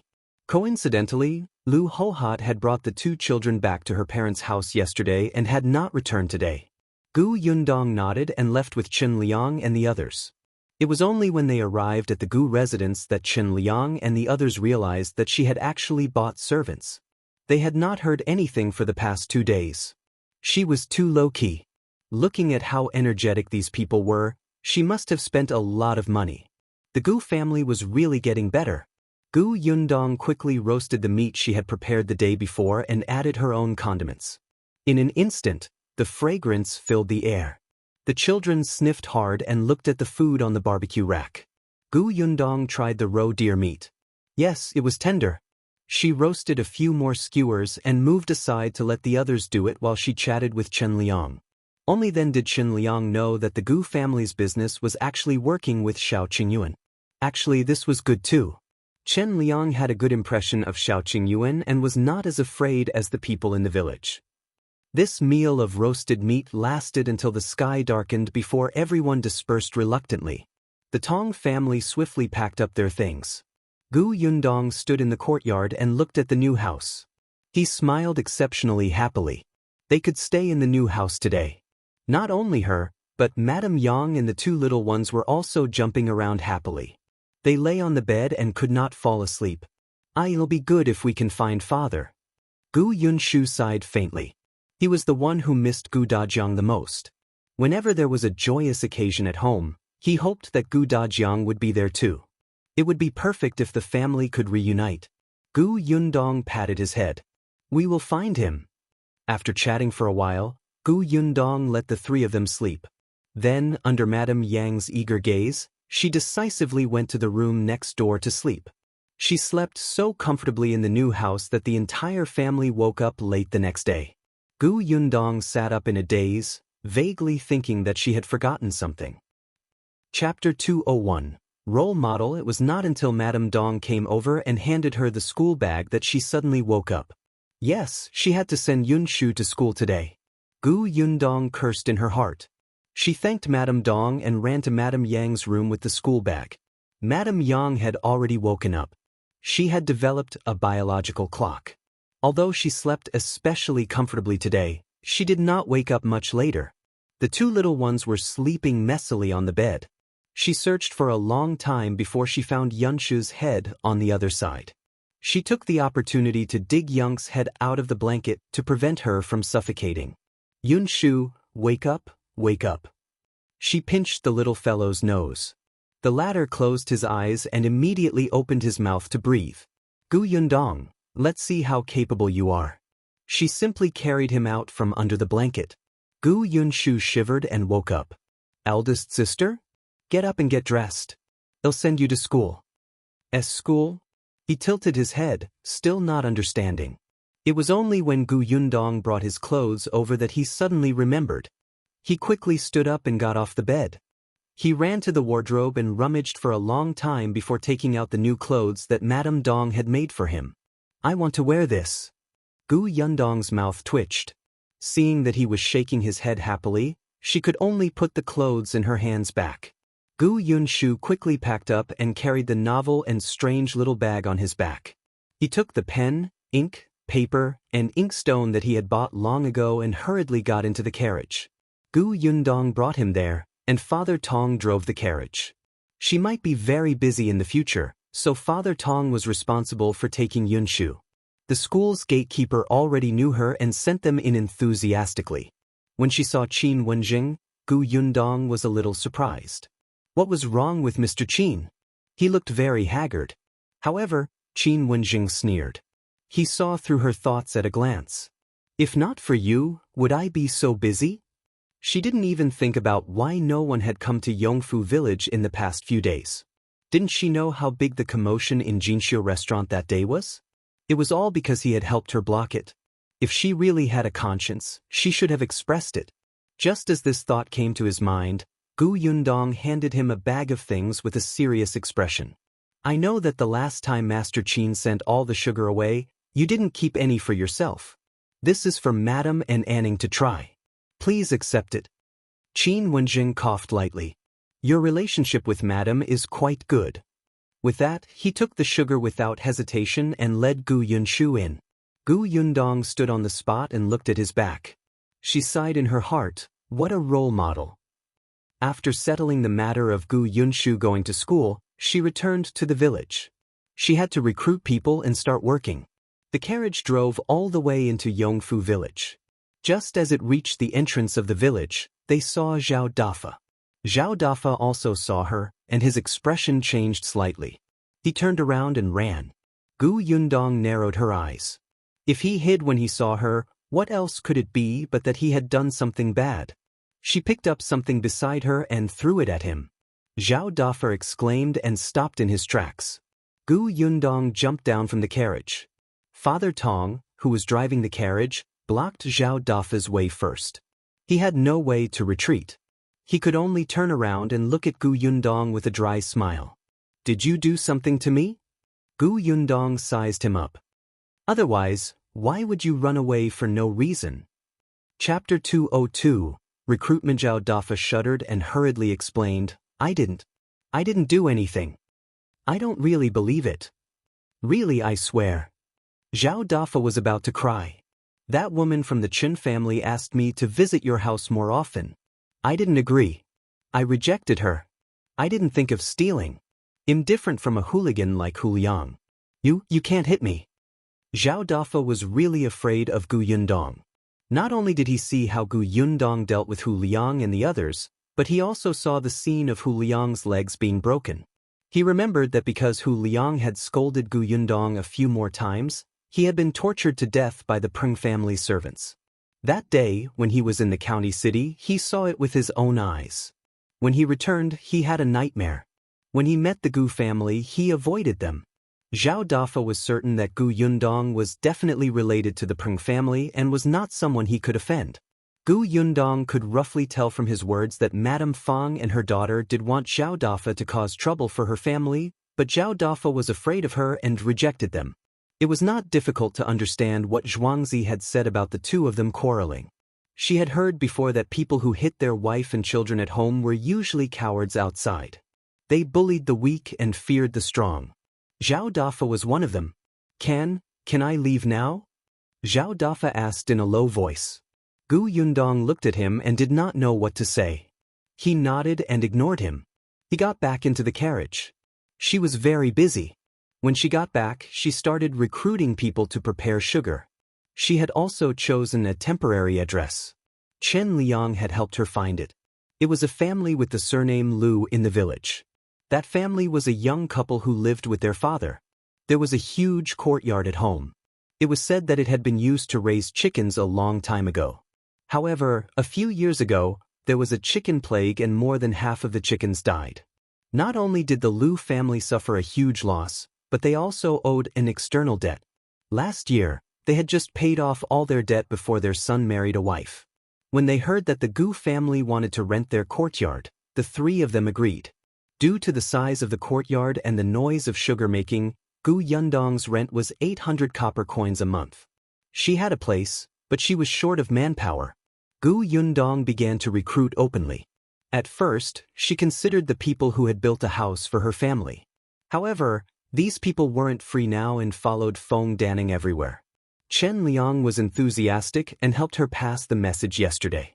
Therefore, when Gu Yundong returned home from the county city, there were many people gathered at the entrance of the Gu residence.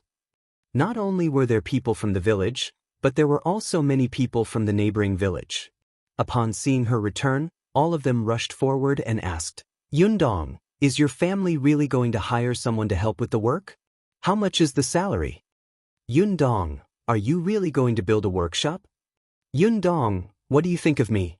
I'm very strong. I can do anything you want me to. Yundong. Gu Yundong was surrounded and almost pushed through the door. All of them were calling her so affectionately. They had clearly not spoken before. She coughed lightly and stood on the steps. Everyone listen to me. I do want to set up a sugar workshop, but the workshop can only be built after spring. At the moment, I can only borrow the Lu family's courtyard to use for the time being, so I won't hire many people. About 10 people will be enough. The salary will be set at 500 copper coins a month. If you do your job well, it will naturally be increased. 500 copper coins was a lot. Of course, the workers have to be diligent when I hire people and, Miss Gu, what do you think of me? I'm very efficient. Gu Yundong was interrupted before she could finish speaking. She frowned slightly and looked at the person who spoke. She did not recognize him. He did not seem to be from the village. However, Dong Xiaolin's expression instantly turned ugly when she saw this person. Chapter 203. From Yongfu village. Gu Yundong ignored the person and continued, There's one more thing that I have to say in advance. Because there are not many people to hire, we will choose from the locals of Yongfu village first. But don't worry, in the future, the workshop. I'm from Yongfu village. Choose me, the person shouted again. Gu Yundong was not very patient to begin with. Moreover, this person had interrupted her again and again. She shot a cold gaze at the woman who had spoken. She looked young, about 17 or 18 years old, but she was dressed like a woman. She must have married.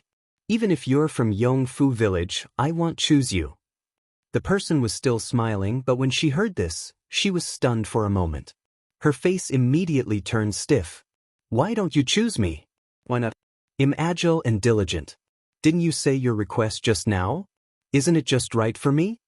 Madame Dong snorted coldly and said, How are you good? You're already married. You can't be considered a member of Yongfu village. The other villagers knew that there were few spots, so they naturally agreed. That's right. You've already married into the Liang family village. How can you still have the face to come to Yongfu village and say that you meet the request? Li Xiangchuan, don't come here to join in the fun. Hurry up and go home to nurse the children. Let's go, let's go. Don't block us. Yundong hasn't even finished speaking and she's already shouting nonstop. Does she know the rules? Li Xiangchuan almost stomped her feet. She glared at the people who spoke and shouted, Even if I am married, she's still from Yongfu village. I'm not leaving. I want to work in her workshop. Then she looked at Gu Yundong. When will your workshop start working? I'll be the first to go. Gu Yundong was so angry that she laughed. So this woman was married. No wonder this woman thought she was easy to bully because she was young and thin-skinned. Didn't you hear what I said? I don't choose you. You can get lost now. Li Xiangchuan widened her eyes. Girl, how can you say that? Who are you telling to get lost? You're just a little girl who has just come to Yongfu village. Why are you so insensible?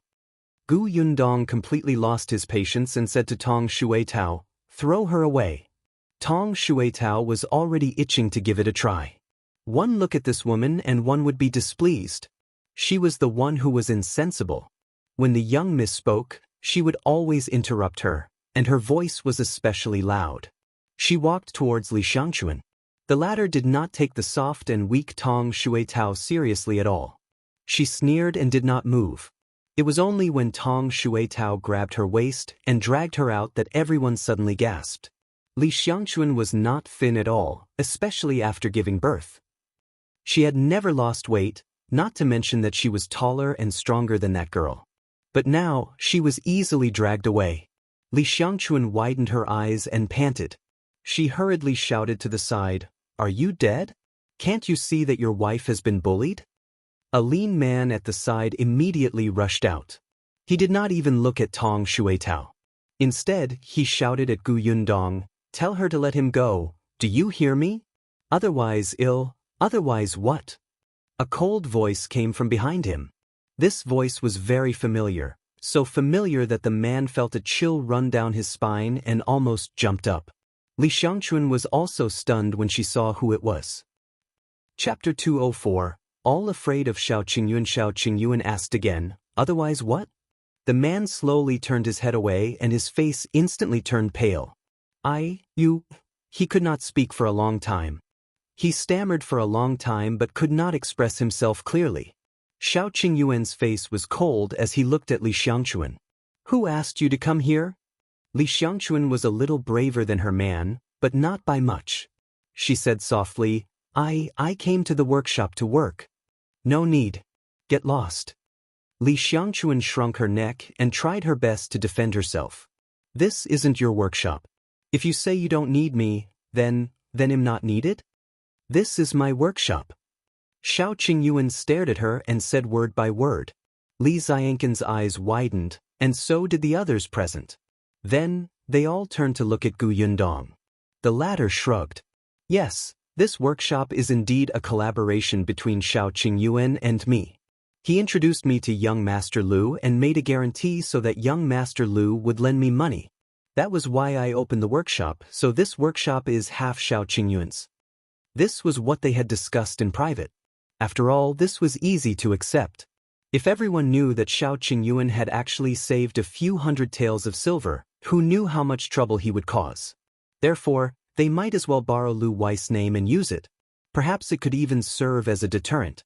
As expected, when she said this, the villagers' gazes became complicated. However, for some reason, a few people quietly retreated.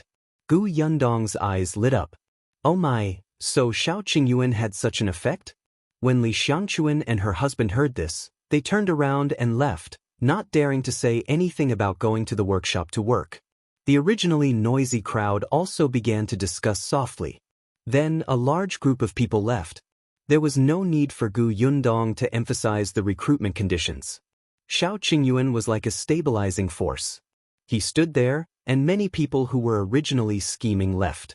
The rest were villagers whose families were really in trouble and needed this job, as well as people who didn't have any conflicts with Shao Qingyuan and didn't feel guilty or afraid. But there were still too many people, so Gu Yundong could only choose a few. In the end, 8 men and 3 women were left behind. They were all in their prime. Including Dong Xiulan, the Lu family of 3, and the village chief's second son, Chen Jinbao, there were a total of 16 people. After confirming the candidates, Gu Yundong took out a contract and read the terms to them. If there were no objections, they would press their thumbprints and start work in 2 days. Only one woman objected and did not sign the contract. Gu Yundong did not force her. The 16 people became 15. Gu Yundong explained the things to take note of and also said that this was a short-term job that would only last for 4 to 5 months. However, if it was suitable, the work would continue next year. When the workshop was built, it would be even more standardized.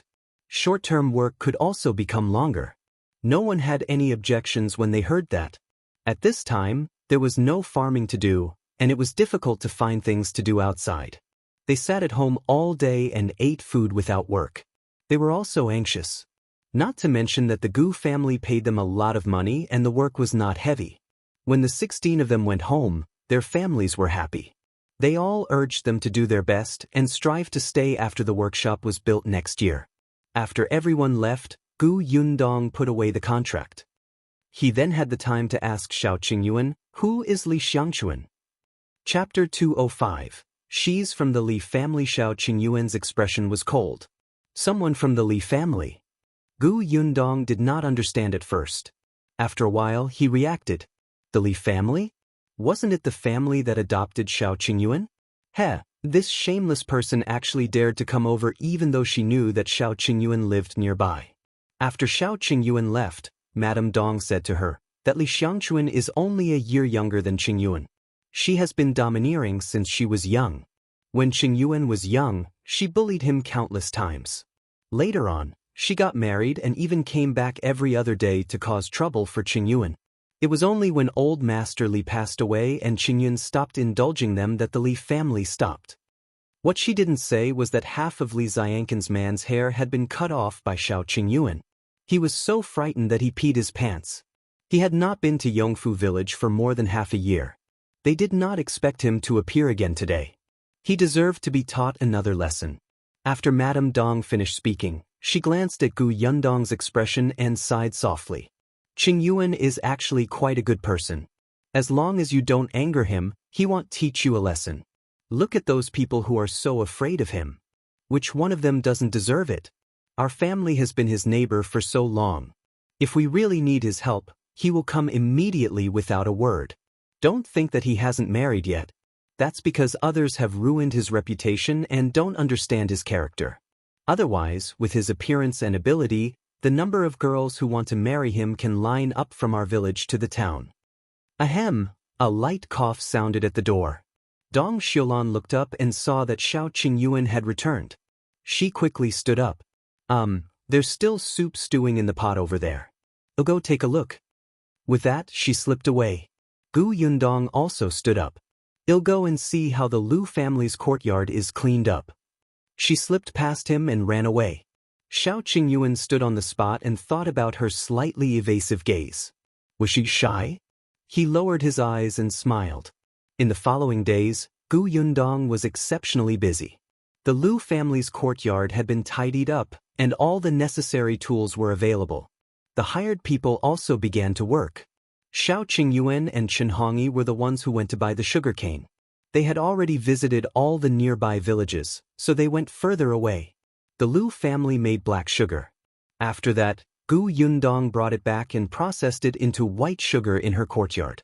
The 6 members of the Tong family were all helping. Gu Yundong had also raised their monthly allowance. She had told the Tong family in advance that the production of white sugar was an order from the emperor of the capital. If anyone leaked the formula, their entire family would be executed. The Tong family was honest to begin with. When they heard this, they did their best and controlled the process tightly. The sugar production went on in an orderly manner. When it was almost done, Gu Yundong began to plan to open the shop. After checking the calendar, the nearest good day was 2 days before the Laba festival. Gu Yundong took a look. Wasn't this perfect? They could cook laba porridge when they went home after buying sugar. Hence, she set the date to the 6th of December and asked Lu Wei to help promote it. Lu Wei was not afraid of publicity. It did not take long for everyone in his circle to know. Although the price of white sugar was not too ridiculous, it was still expensive to ordinary people. Therefore, the target customers were basically those rich families. On the 6th day of December, Gu Yundong put on her new clothes early in the morning. She got into the carriage and went straight to the county. Chapter 206. The family goes to the county city. Gu Yundong also applied for leave for Gu Yunshu. Father Tong and his wife were the only ones guarding the Tong family. Everyone else went to the county to open for business. Dong Xiulan also brought the children over. Her husband asked Father Tong to help take care of them for the time being. Gu Yundong's carriage was not big enough. Fortunately, Lu Wen came to pick her up early. He looked much more excited than her. He only turned the carriage around and brought Shao Qingyuan to pick Lu Wei up after sending her to the entrance of the shop. The Gu family's shop was in the east of the city. It was called Gus and the name was given by Shao Qingyuan. When Gu Yundong went to discuss it with him, he almost blurted it out. The street in the east of the city was considered the most prosperous and lively commercial street in Fengkai County. There were pharmaceutical shops, butcher shops, grocery stores, satin sellers and restaurants everywhere. In the middle, it was originally the Tao family's wine shop. Some time ago, it suddenly closed and was renovated. The surrounding shops did not know what it looked like. Gu Yundong had personally designed the interior of Gus. There was a long wooden board hanging on the right side of the door. On it was written the goods for sale. The first line was white sugar, followed by brown sugar, orange sugar, and pear sugar. There were not many types. At the moment, Gu Yundong could only buy these few things. He would take his time. After entering, there was a round table that could be rotated. The table was tied with clean straw, a few candied haws, and lollipops. Next to it was a counter. This counter was different from other shops. It was beige in color and had a round arc. It was carved with patterns and looked much brighter. There were all kinds of cabinets around the shop. There was a wooden sign hanging on each of them, indicating the name and price. She even divided the first-grade white sugar and the second-grade white sugar. After all, the Tong family had just started making them. There would always be some faulty products when they were not familiar with them. Actually, it did not affect them much. It was just that they were not that white. This kind could be sold at a lower price. The backyard of the shop had also been tidied up. Gu Yundong and the others had arrived early and the shop wouldn't be open until a particular time, so they went to the backyard together. Dong Xiulan said enviously, "Yundong is so capable. She even has such a big house and shop in the county. You'll have it sooner or later." Gu Yundong poured a glass of water. The last time Uncle Zeng came back from the county, didn't the doctors say that he would slowly recover after recuperating for a while? By then, Aunt's life will be better. Besides, Zeng Jia, Zeng Yu, and Zeng Lu are so sensible. Your good days will come later. Some time ago, Shao Qingyuan took Uncle Zeng to the best medical center in the county to see a doctor. Perhaps because he had eaten well recently and was in a good mood, Zeng Hu's condition was very optimistic. Now that Dong Xiulan was working in the workshop and the 3 children had helped a lot, and Gu Yundong would pay her, the Zeng family was indeed prospering. Dong Xiulan's smile widened. She was very grateful to Gu Yundong. If not for her, their family might have really declined. She was a woman with 3 children and had to take care of her man. Not only was she tired, but her man was also very depressed during that period of time. He almost gave up on himself and felt that he was a burden to them. Shao Qingyuan happened to be in the prefectural city at that time. He didn't know the situation even if he wanted to help. Now, everything would really be fine. Just as they were talking, the sound of banging came from outside the door. The people in the courtyard were stunned and ran out. Chapter 207. Opening Dai. As soon as the door opened, she saw a huge lion head rushing towards her. Gu Yundong immediately took a step back and subconsciously wanted to raise her leg to kick it. The lion head began to turn to the side again, and the lion tail jumped around. This one was not enough. Soon, another lion also jumped up. The second lion was obviously more professional than the first. The corners of Gu Yundong's mouth twitched. She swore that she had never thought of calling the dragon and lion dancers over. It turned out that the banging was their gongs and drums.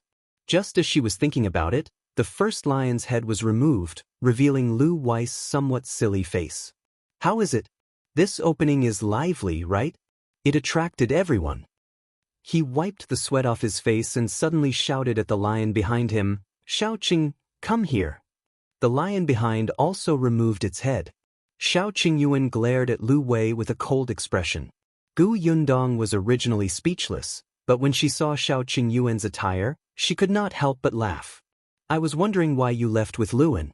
So you prepared such a surprise. Haha, this suits you very well. Really, you're especially handsome. You were even better than Lu Wei in lion dance just now." Shao Qingyuan was originally unhappy. He was completely forced to come by Lu Wei.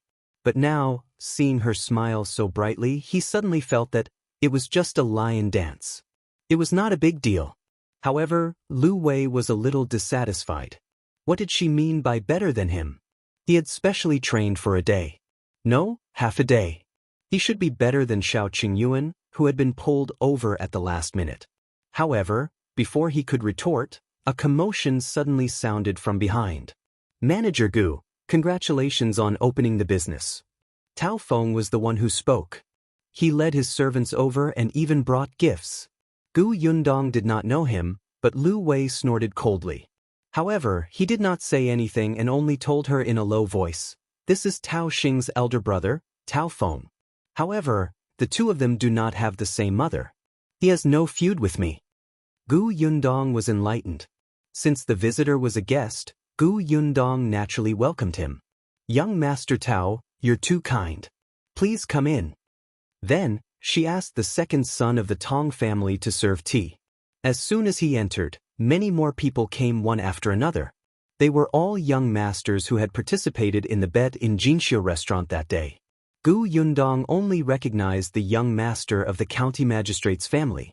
The others were unfamiliar, but she welcomed them indirectly. There were a lot of people. Although the shop was big, there were very few tables and chairs. Gu Yundong could only ask Shao Qingyuan to borrow stools next door. Unexpectedly, when she turned around, she found Shao Qingyuan looking at Tao Feng. She pursed her lips slightly and recalled that last time at Xianxia restaurant, he had also stared at the Tao family for a long time. Gu Yundong did not understand. Did Shao Qingyuan have any conflict with the Tao family? It didn't look like it. If there was, the Tao family wouldn't be so calm when they saw Shao Qingyuan, right? Just as she was thinking about it, Peng Zhongfei came over. Not only did he come, but he also brought his wife in. However, the expression on his face was a little impatient. It was obvious that he did not want to bring his wife. However, in the next moment when he looked up and saw Gu Yundong, his expression instantly became bright. There was even a hint of flattery in his smile. Seeing this, Madame Peng's face suddenly darkened. She tightened her grip on the handkerchief in her hands and secretly tore it. Gu Yundong was speechless. Was he trying to attract haters for her? Chapter 208. Madame Yao misses. Peng's surname was Yao. The nanny beside her was Nanny Qian, who had come to deliver the congratulatory gift when the Gu family set up the beam. Nanny Qian smiled and introduced, "Miss Gu, this is my young madam." Gu Yundong nodded at Madame Yao. Madame Yao was sizing her up, but she had a smile on her face and looked very friendly. "Miss Gu, congratulations. I heard that your sugar is unique in Fengkai County. My master saw it last time at Xianxia restaurant. When he came back, he praised it so much that I was curious and couldn't wait to see it. Look, I shamelessly followed my master here. Don't take it to heart." Gu Yundong also laughed. "Madame Peng, you must be joking. It's not that exaggerated. Let's go to the backyard and drink a cup of white sugar water. It tastes good. Okay. Madame Yao asked Nanny Qian to deliver the gift and nodded with a smile. Peng Zhongfei was not the only one who brought his wife here today. Gu Yundong had asked Dong Xiulan to invite the others to the backyard for tea. Since Madame Yao was here, Gu Yundong naturally led her to the back. Dong Xiulan was a countryside woman. How could she have interacted with the wives of these wealthy families? She had always been worried. Fortunately, she had the wife of the eldest son of the Tong family, Madame Jiang. Madame Jiang had been a servant in a rich family before. Although she could not serve her master directly, she knew the rules of these families. Seeing that Dong Xiulan was uncomfortable, she whispered that she would serve tea and entertain her. Most of these madams knew each other and would find someone to chat with. Dong Xiulan nodded repeatedly. She didn't want to be in the middle of these people. However, she had promised to help Yundong today, so she was afraid that she would mess it up. When Gu Yundong led Madame Yao in, she saw Dong Xiulan sweating profusely and trembling with fear as she held the candied water. She immediately held her forehead. It was her fault for not thinking it through. It was embarrassing. Fortunately, Qin Wenzheng and his wife had arrived. Madame Gu had a good relationship with Gu Yundong and was Yunshu's master's wife.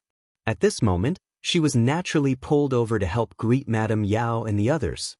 Gu Yundong chatted with her for a while before leaving. It was very lively outside. With Lu Wei and Shao Qingyuan around, there was actually not much of a problem. Many people were looking at the white sugar, and some were asking about the lollipop that was inserted in the middle of a straw and emitted the fragrance of fruit. Many shopkeepers next door saw so many rich young masters and young madams coming to support the new shop, so they came over to look curiously. After knowing what was sold in the shop, all of them widened their eyes and were eager to give it a try. However, when they heard the price, they were still a little afraid. This candy was good, but 100 copper coins per tael was really unbearable. However, Gu Yundong was not worried about the customers at all. After the opening, her sugar would be sold like crazy. I want 50 pounds. I want 100 pounds. I don't want much. 20 caddies is enough. Gu Yundong looked at the people who rushed to the counter with silver in their hands and asked their servants to block the counter with white sugar, as if they were afraid that the sugar would be snatched away. Gu Yundong coughed lightly.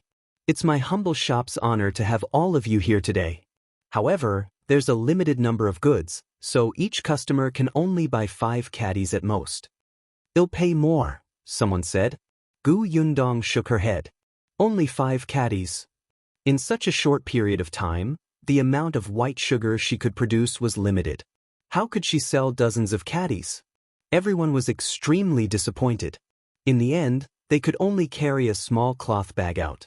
Peng Zhongfei also bought 5 caddies, but he left after throwing down 20 taels of silver. Madame Yao saw his actions clearly and her eyes could not help but darken. Chapter 209. Call Gu Xian'er over Peng Zhongfei happily got into the carriage with 5 caddies of white sugar. He didn't even care about Madame Yao's expression. Nanny Qian carefully helped her into the car and advised in a low voice, "Young madam, don't think too much. Young master might just like this white sugar.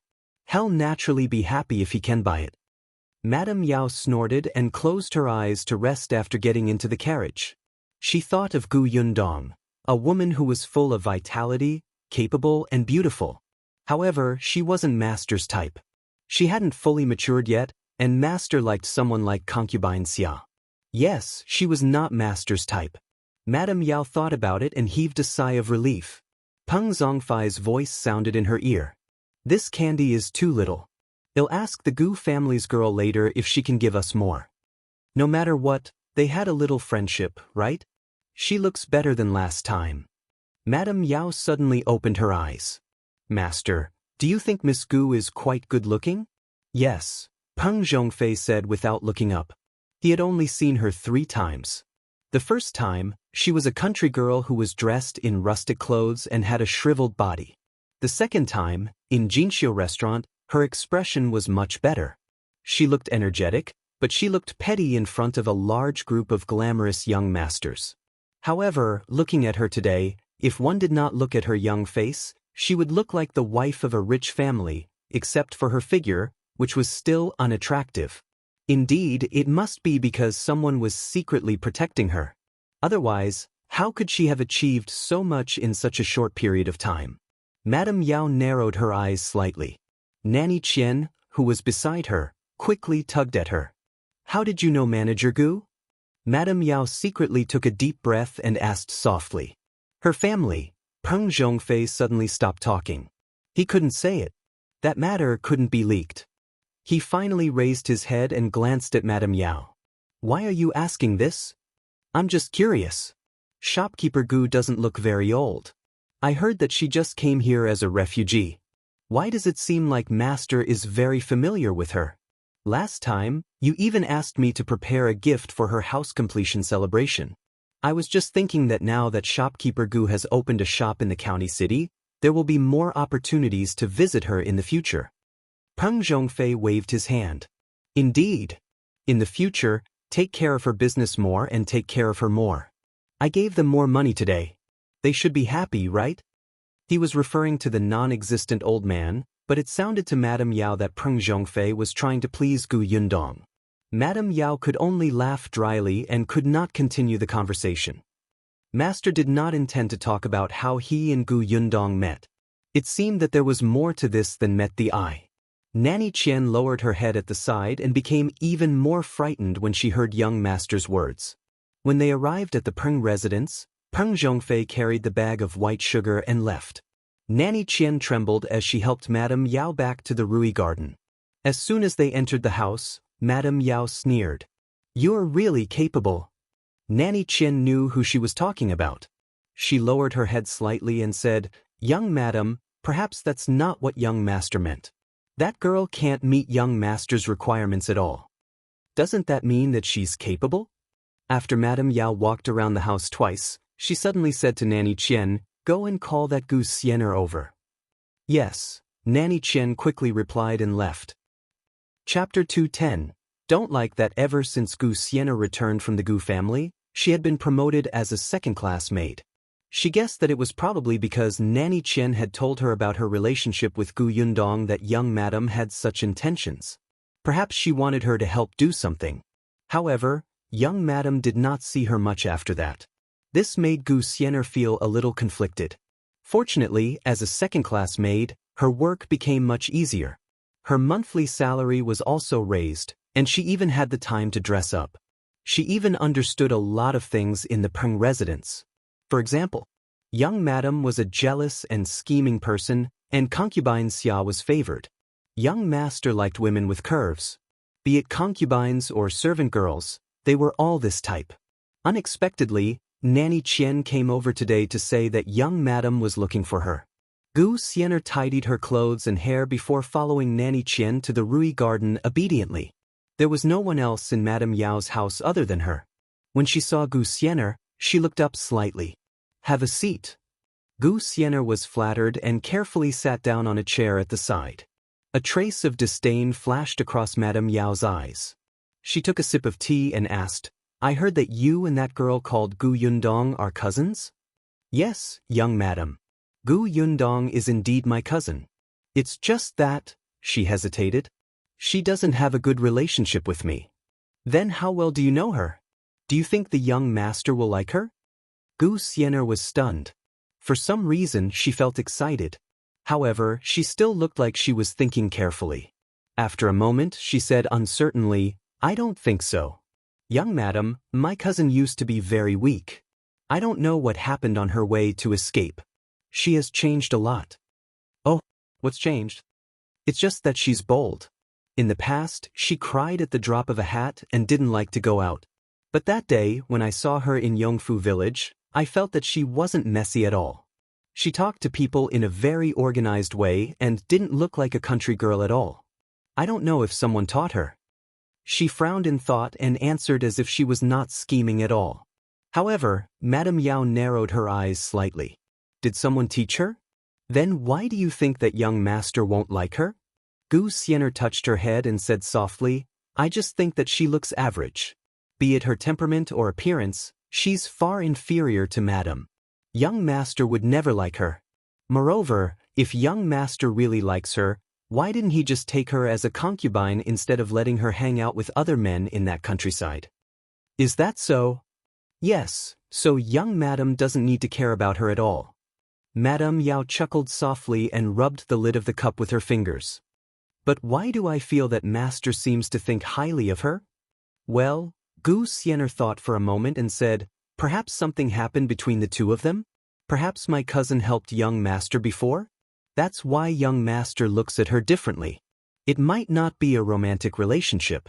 Otherwise, my cousin, who has been working so hard with her silly mother and young siblings, would have hurried into the manor to enjoy life after meeting someone like young master, right?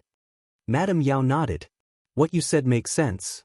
Actually, it's very simple if you want to know what's going on between the two of them, Xian'er said softly. Tell me. Chapter 2:11. How much did you earn? Xian'er said, Young madam, you can invite my cousin to the residence and ask her personally. Will she answer honestly? Young madam, you're extremely smart. Regardless of whether she answers honestly or not, you will definitely get an answer. Madame Yao took a sip of tea and looked at Xian'er with a faint smile. After a while, she nodded. That makes sense. All right, I understand. You can leave. Yes, I'll take my leave. Xian'er went down. When she walked out of the Rui garden, she couldn't control the excitement on her face. Gu Yundong, oh Gu Yundong, this is the price you have to pay for not helping me. As soon as she left, Nanny Qian approached Madame Yao and whispered, Young madam, this Xian'er simply wants to use you to deal with that girl from the Gu family. After learning a few idioms, she actually tried to flatter her master. Of course I know. She thinks she's so smart, but she only knows how to play tricks. She's just a clown. Madame Yao sneered and looked down on Xian'er. However, I do want to invite shopkeeper Gu to the residence as a guest. Young madam, Madame Yao waved her hand. Xian'er is right. No matter what relationship shopkeeper Gu has with master, I will see something. Besides, I'll only invite her over as a guest and chat with her. As for the rest, isn't Xian'er around? Let them fight. Nanny Qian beamed. Young madam is still the smartest. All right, it's the Laba festival in 2 days. Send the Laba porridge to the Gu family and invite her over as a guest. Yes. Gu Yundong did not know that she had been targeted again. After opening the shop for a day, the white sugar was snatched up in the morning. The other sweets were almost gone. It was only halfway through the afternoon when she closed the door. At noon, Dong Xiulan brought the 3 children back to Yongfu village with Luan. She was thinking about the work at the workshop. Although Gu Yundong said that he would still give her a salary for the entire day, Dong Xiulan felt that she could not help with the shop in the afternoon. It was not good to take the salary for the entire day, so she insisted on going back to work. She went back, but Lu Wei didn't leave. Seeing that the shop was closed, he hurriedly came over. Quick, take a look at how much money we earned today. Gu Yundong glanced at him. You're an outsider. Why should I count the money in front of you? Lu Wei was speechless. Friendship over, friendship over. He turned around angrily and left. After taking 2 steps, he came back unwillingly. He glared and said, Even if you didn't say it, I could have deduced it. How many caddies of sugar did she sell today and how many candies did she sell? Did she think he was blind? Gu Yundong gave him a thumbs up. Not bad. I thought you were just bragging to others. Turns out you know what you're doing. Lu Wei raised his eyebrows. After all, I'm the young master of the Lu family. Alright, hurry up and count. In fact, Gu Yundong already had an idea. After all, the price of white sugar was set there. In addition, almost everyone had 5 caddies today. She even saw some people buy another 5 caddies after buying 5 caddies. There were also many people who bought second-rate sweets. The shopkeepers next door thought that white sugar was too expensive. In addition, those rich young masters had it, so they simply bought second-rate sweets to try. Gu Yundong took out the money box and saw that it was filled with banknotes and silver pieces. She slowly took a deep breath. Chapter 2:12. Looking for the shopkeeper 900 taels. There was actually 900 taels of silver. This white sugar was too profitable. Lu Wei swallowed his saliva. In fact, he had only estimated 500 taels in his heart at the beginning. He had calculated wrongly. Woo. However, this 900 taels of silver had to deduct the cost to be what she had earned today. Still, the cost was not high at all. Gu Yundong also secretly took a deep breath. Her eyes lit up. She was finally a millionaire. If she continued to work hard, she would become a billionaire. With money, Gu Yundong became much more generous. She gave 2 taels to everyone present. It's been hard on everyone today. Shao Qingyuan didn't even look at it and directly put away the silver. The 4 members of the Tong family held the silver and beamed with joy. Madame Yang thought for a moment and took a bite. Realizing that it was real, she handed it to Gu Yundong very preciously. Keep it. It won't be lost. Gu Yundong took it. All right, let me know what you want to buy later. Gu Yunshu stared at the silver in his hand. It was 2 taels. This was 2 taels, a whole 2 taels of silver. The little guy chuckled and put the silver into a small bag in his bag. Yes, he would save it for now. In the future, if his family needed it urgently, he would hand it to his eldest sister. Gu Yunke tilted her head and stared at the silver. She did not know much about 2 taels of silver and did not even know what to buy. She gave it to Gu Yundong. I'll give it to eldest sister.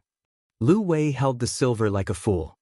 He clearly had more than 1,000 taels of silver with him, but it was not as precious as these 2 taels of silver. He always felt that this was earned through his own hard work. The meaning was different. He put the silver aside and looked at Gu Yundong with sparkling eyes. Gu girl, how about I be your shopkeeper? In the future, give me 2 taels of silver a day. Every day? That was 60 taels of silver a month. Which shopkeeper would be so expensive? He was robbing money.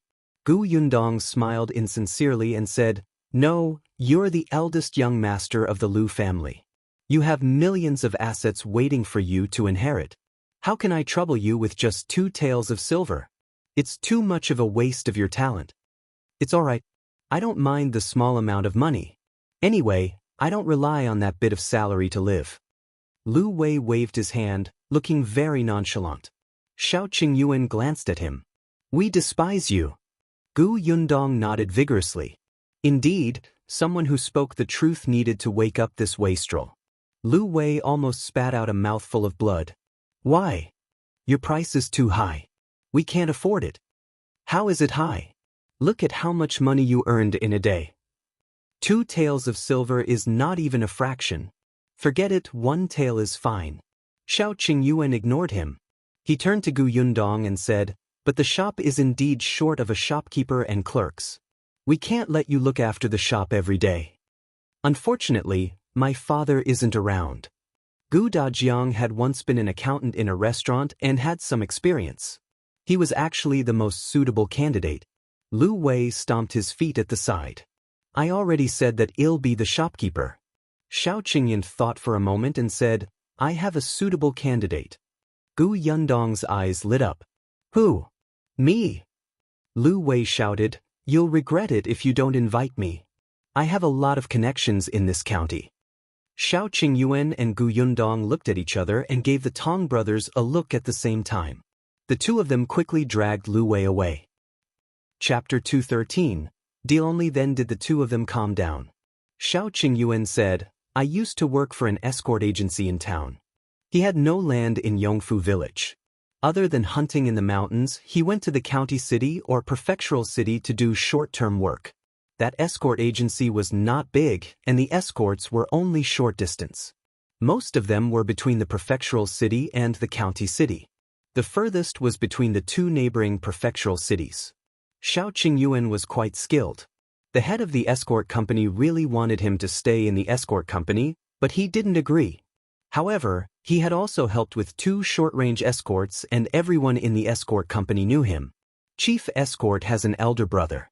He used to be the shopkeeper of a large family in the prefectural city. Later on, that old master passed away. His 2 sons fought to the death.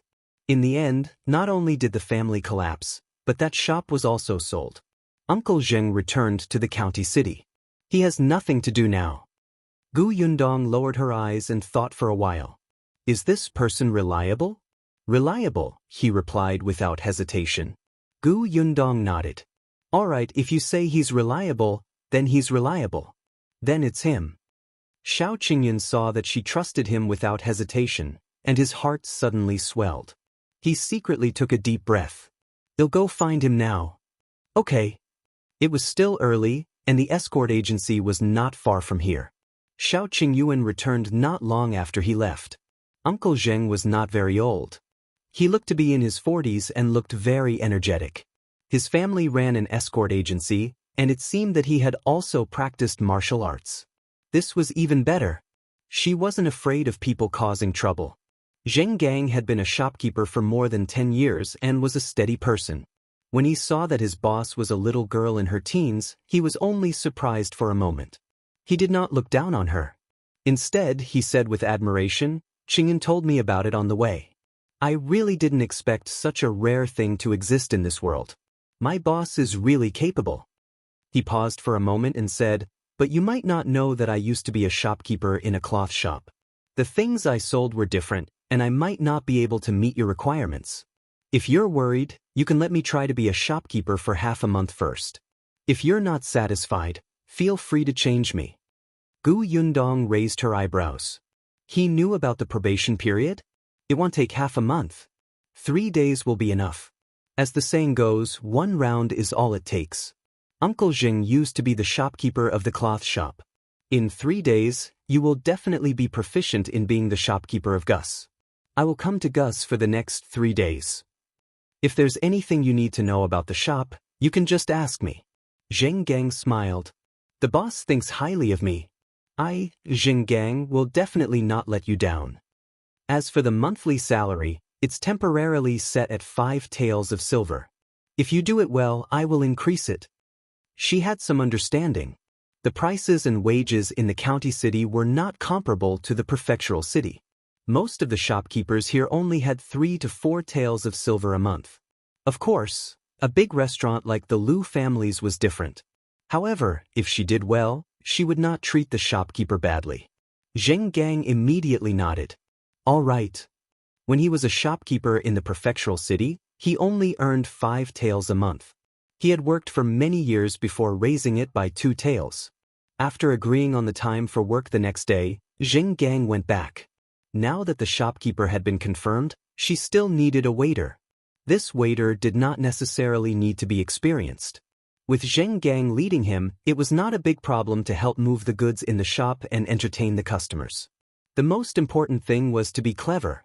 At the mention of cleverness, a person flashed across Gu Yundong's mind. Chapter 214. Zhuangzi. Gu Yundong's mouth twitched at the thought of this person. However, after thinking about it, she still felt that he was the most suitable. Therefore, after returning to the village at night, she went straight to the Shi family. When the parents of the Shi family saw her coming, they were stunned for a moment, thinking that she was looking for them for the matter in the field. Unexpectedly, Gu Yundong was looking for Zhuangzi. Zhuangzi had never been at home, especially recently. He often left after eating in the morning with a few steamed buns and only returned when it was dark. Shi Dashan asked a few times, but he couldn't get anything out of him, so he let him be. In any case, ever since he stopped hanging out with Hu Liang, there had been no rumors of him sneaking around. The corners of Gu Yundong's mouth twitched. She could roughly guess where Zhuangzi had gone. However, before she could look for him, Lan Huar said, I know where my brother is. I'll go look for him. With that, Lan Huar ran off. Gu Yundong could only continue to wait at the Shi residence. Sure enough, not long after, Zhuangzi ran back while panting. Miss Gu, why are you looking for me? He had been working hard recently. Although Gu Yundong had not told him to keep an eye on Zhao Dafa, he felt that Madame Fang and Zhao Dafa must have something going on. He wanted to find out about their affair no matter what. Therefore, other than spying on Madame Fang and her daughter, he also had to visit Zhao Dafa from time to time. He was so busy that he didn't even have time to eat. But damn it, the two of them had only met once. He didn't know if it was because they had fallen out last time, but there had been no movement since then. Zhuangzi was very worried. If he had known, he would have called the entire village over the last time he saw them alone. He had missed an opportunity. Recently, he had been wondering if he should matchmake them and make them reconcile. Only then could he catch them in the act. Gu Yundong had no idea what he was thinking. She only felt that Zhuangzi seemed to have lost some weight and looked more haggard. It seemed that he was indeed very professional and did his best to do what she instructed him to do. She was relieved. Gu Yundong coughed lightly. It's like this, Zhuangzi. I opened a shop in the county city and I want to find a smart shop assistant. Are you willing to go? What? Not only Zhuangzi, but the other 3 members of the Shi family widened their eyes. Especially Shi Dashan and his wife, their faces were filled with disbelief. They had never thought that their son, who was always away from home and hated by the entire village, would one day be personally invited to be a shop assistant. Zhuangzi was also stunned. He blinked and wondered if he had heard wrongly. I've been invited to work as a shop assistant? How could a rotten person like him, who couldn't even be a short-term worker when he went to town, become a shop assistant? For some reason, he felt like crying.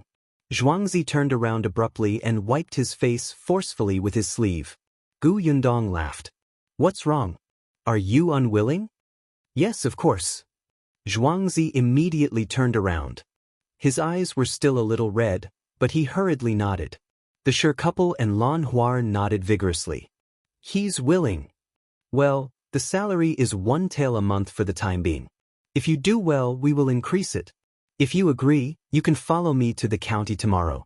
There's a courtyard there that you can stay in. You can come back if you want. If it's too late and you're too tired, you can stay in the shop. Zhuangzi nodded vigorously. 1 tael of silver. He had heard that the shop assistants in the workshop only earned 500 copper coins. Actually, he also wanted to go to the workshop, but Gu Yundong wanted honest and reliable people. He admitted that he was not. Besides, he still had to keep an eye on Madame Fong and Zhao Dafa. At the thought of this, Zhuangzi suddenly reacted. Then Madame Fong. Chapter 215. 2 people he was most afraid of. Gu Yundong interrupted him. No need. You can come early tomorrow. He had been watching Madame Fong and her daughter for almost a month. Other than asking Zhao Dafa to steal from her house, there was nothing else.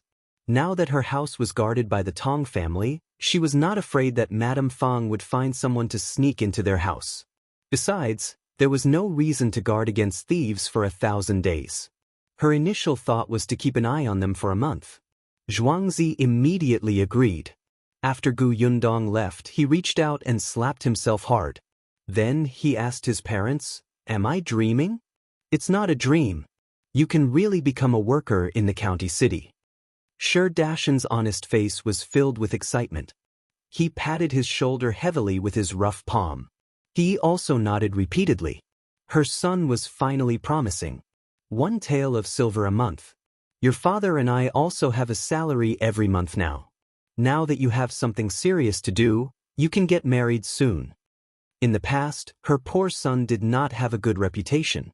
He idled around all day and the matchmakers would take a detour when they saw him. Now, she could even imagine the scene of her hugging her grandson in the near future. Zhuangzi took a deep breath and looked at his parents. He suddenly realized that they were different from before. That's right. Ever since they helped the Gu family manage the orchard, the 2 of them had been in high spirits and full of energy. Now that he had work to do, their lives would get better in the future. In the end, he looked at Lan Huar and saw that her face was red and excited. He immediately smiled. Wait for me to save up your dowry. The next day, Zhuangzi changed into his best set of clothes and waited at the entrance of the Gu residence before dawn. When Gu Yundong went out, she was almost shocked by the figure in the corner. She thought that Madame Fong had found someone to spy on her as soon as she asked Zhuangzi to come back.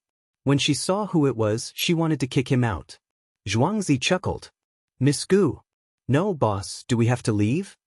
Gu Yundong asked Gu Yunshu, who was also going to school, to get into the carriage before sizing him up.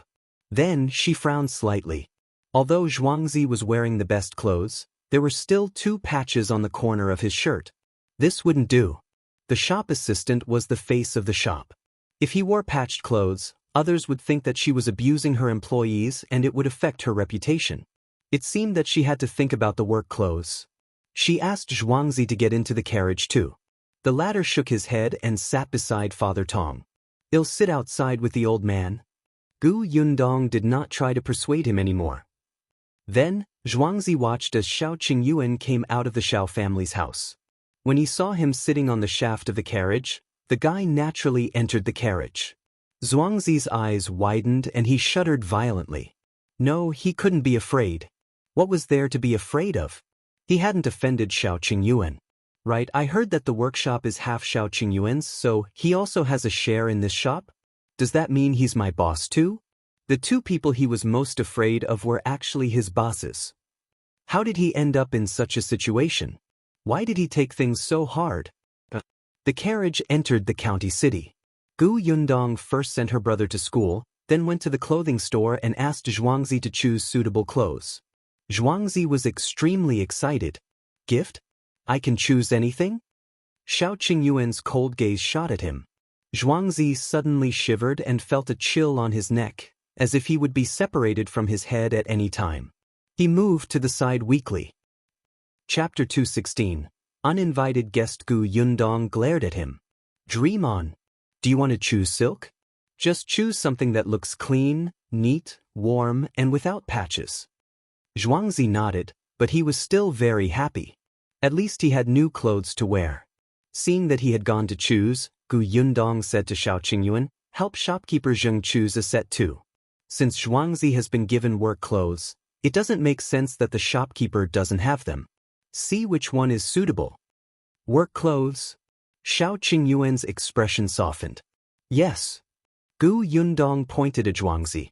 We can't let him wear those clothes to entertain the guests, right? Treat it as a benefit in our shop. Our shop? Shao Qingyuan's expression brightened. All right, I'll choose. The clothes given to the shopkeeper were definitely different from the shop assistants. Shao Qingyuan estimated Zhengang's figure and quickly chose a set for him. Zhuangzi returned very quickly. He was still a little apprehensive, but seeing that Gu Yundong had no objections and readily paid, he became happy again. When they arrived at the shop, Zhengang was already waiting there. Gu Yundong asked him to take Zhuangzi to tidy up the counter while she went to the backyard and opened one of the rooms. After a while, she let them in to move the inventory here. Actually, there was no stock at all. She had just taken it out of her spatial storage. There was no one guarding the shop. How could she dare to leave it here? In the future, she planned to send someone to deliver it every day, so her family might need to buy a mule cart. After arranging the goods, Gu Yundong opened the door. The guests outside the door had arrived early. How could 5 caddies of white sugar be enough yesterday? This morning, they had sent the servants to buy it. Even some of the owners in the surrounding shops wanted it. After all, Zhengang had many years of work experience. At first, he was not used to it, but after a while, he was at ease and quickly got to work. Zhuangzi was inexperienced, but he was indeed quite smart and full of energy. He worked very hard in his studies and welcomed people with a smile the entire day. Although the smile at the beginning made Gu Yundong feel that it was very wretched. In addition, with Shao Qingyuan holding the fort, the order was still very stable today. Gu Yundong knew that there would definitely be a lot of customers for white sugar during the first 3 days. Some people would repeatedly buy a few more kilograms, or give them away, or sell them in the prefectural city. Gu Yundong could not care less. The amount she produced was limited, and it was only a small matter. The imperial court was the main force, and they did not care about her small amount of candy. After a busy day, Gu Yundong was quite satisfied with Zhengang and Zhuangzi. However, during lunch, she saw Zhuangzi take out 2 hard and cold pancakes from his pocket and her eyebrows could not help but twitch. There was a kitchen in the backyard of the shop. Gu Yundong could just let them use it. Surprisingly, Zhuangzi actually knew how to cook. Although it was average, he would not starve to death. Gu Yundong thought for a moment and gave them an extra 500 copper coins to buy the ingredients and cook for themselves. It could be considered free lunch. 500 copper coins was completely enough. Zhuangzi was extremely excited, and so was Zhengang. He had originally asked his wife to deliver lunch to him every day. The next day was the Laba festival. Gu Yundong asked the Tong family's mother-in-law and daughter-in-law to make a large pot of laba porridge for the holiday. She also planned to go to the shop and stay for half a day before coming back. Zheng Gang and Zhuangzi were basically fine. However, just as she was about to go home, an uninvited guest came to the shop. Chapter 217. Finally here it was Nanny Qian. She carried a basket with a smile. "This is laba porridge. Young madam asked me to send it over. Miss Gu has just arrived in Fengkai County. You can try our local laba porridge and see if it's any different from yours." Gu Yundong was a little surprised. Why did Madame Yao send her laba porridge? However, Nanny Qian quickly resolved her doubts. Young madam said that she came to Gus with young master to celebrate Miss Gus opening a few days ago. She hit it off with Miss at first sight. Unfortunately, there were many guests that day and business was booming. Miss was busy, so our young madam didn't have the chance to talk to Mississippi. As Nanny Qian spoke, she took out an invitation. Seeing that Miss' shop has stabilized over the past few days, young madam wants to invite Miss into the residence as a guest. Coincidentally, there's a plum garden in the Peng residence. At this time of the year, the plum blossoms are blooming. Young madam sent me over to send Miss an invitation. Please don't decline. Huh? Gu Yundong asked. Guest? Invite her to the Peng residence to admire the plum blossoms? No. She didn't have any romantic cells in her. She was a vulgar person who only wanted to earn money every day and didn't have time to admire the flowers. She had no intention of interacting with Madame Yao. Gu Yundong wanted to refuse, but Nanny Qian seemed to have seen through her intentions and added, Miss Gus' cousin, Gu Xian'er, also misses you quite a lot. It's just that it's not convenient for her to come out at will now. Miss Gu, you can go and visit her and catch up with her. Gu Yundong swallowed his words. She knew it. She hated it when these rich families beat around the bush. Couldn't you just use Gu Xian'er's name to look for her? Gu Yundong accepted the laba porridge and invitation. Your young madam is so sincere in inviting me. I'll definitely go. Thank you. Nanny Qian's mission was completed, and her smile became more sincere. Then I'll go back first. Miss, no need to see me off. Gu Yundong smiled. Seeing that she had left, Zhuangzi came over. Boss, our shop is too popular. Even the Peng family has sent you laba porridge. He had truly felt the business of the past 2 days. If not for the purchase quota, their sugar might have been sold out the moment the shop opened. Gu Yundong held the invitation card in her hand and handed the laba porridge to Zhuangzi. Just nice, you can share this laba porridge. For us to eat? Yeah. Zhuangzi couldn't wait to open the lid. His eyes lit up. The laba porridge in Peng Manor was indeed different. There were many ingredients such as river rice, white fruit, walnut kernels, chestnuts, red dates, longan, and so on. To Zhuangzi, it was even more sumptuous than the Spring Festival's food. Gu Yundong also glanced at it, then retracted her gaze and went back with the invitation. Zhuangzi immediately went to find bowls and chopsticks to share with Zhenggang. Yongfu village was very lively. The Laba festival was a day to worship ancestors and gods and pray for a bumper harvest and auspicious luck. Every family had more or less prepared laba porridge. Even if the ingredients were not rich, it had to be done. The workshop was not on holiday, but the laba porridge that Gu Yundong had asked the Tong family's mother-in-law and daughter-in-law to cook in the morning was very sweet. She gave everyone in the workshop a big bowl to bring back. Everyone in the workshop looked at the full bowl of laba porridge and their smiles never faded.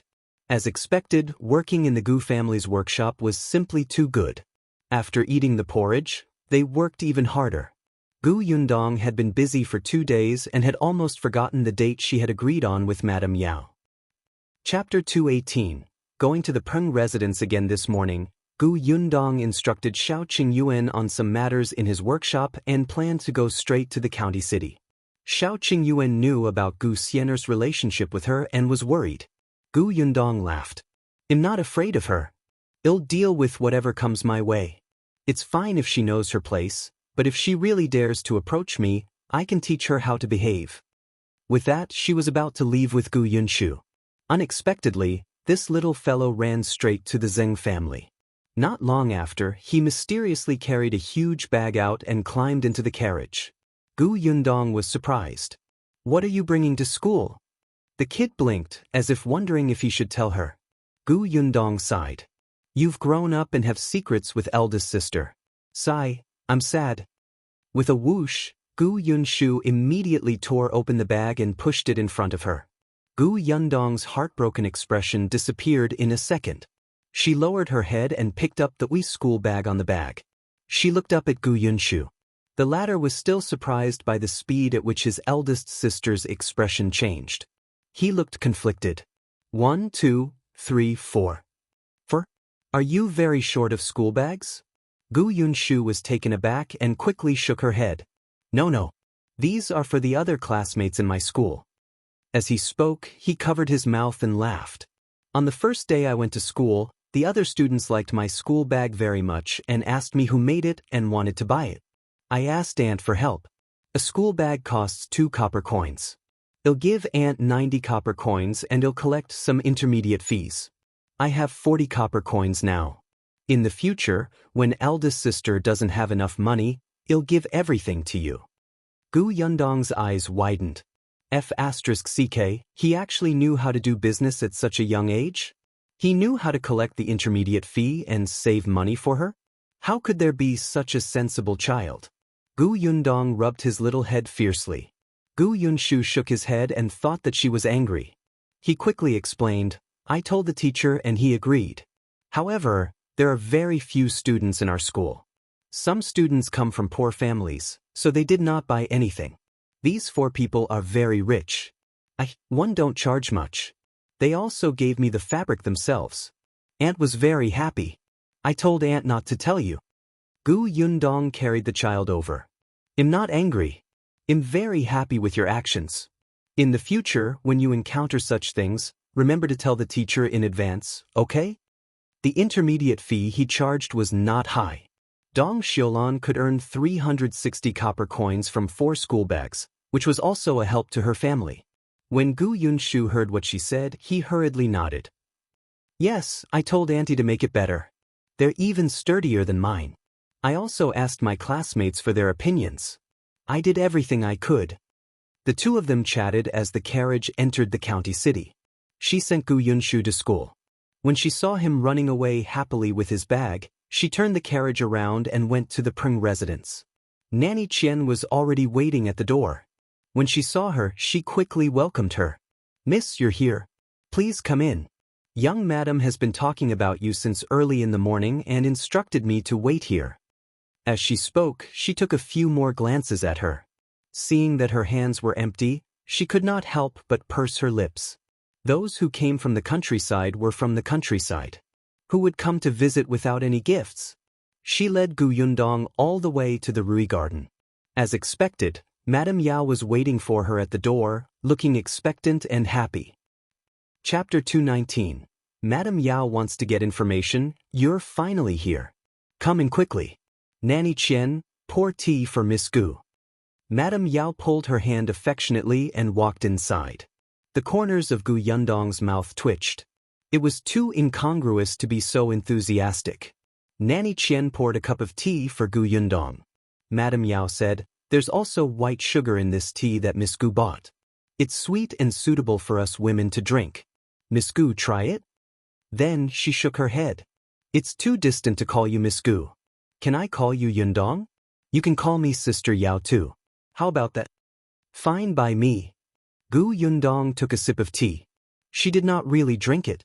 Strange people in unfamiliar places were strangely enthusiastic. She would be a fool if she dared to eat her food. The moment she raised her hand to drink the tea, she poured the tea into her space. When she put down the teacup, she nodded slightly. "It's quite delicious." Madame Yao smiled and said, "There are also pastries and preserved fruits here. Yundong, don't stand on ceremony. As for me, the last time I saw you, I felt that you suited my taste. We're both straightforward people, so we'll definitely be able to talk together. It's also my master's fault. He knew you long ago and didn't think of introducing you to me. He didn't invite you over either. Last time at your house, he asked me to prepare a congratulatory gift. He didn't tell me in detail, causing me to not be able to get to know you sooner. Gu Yundong thought that Peng Zhongfei did not have the guts to speak nonsense. He would probably have nightmares at night. She was also polite. Young Master Peng is busy. Besides, I'm just a village girl. You're the madam of a big family. He was afraid that he'll offend you, right? No, he's very free. Madame Yao had a smile on her face. And he's full of praises for you. How could he be afraid that you would offend me? Praise? Peng Zhongfei must be crazy.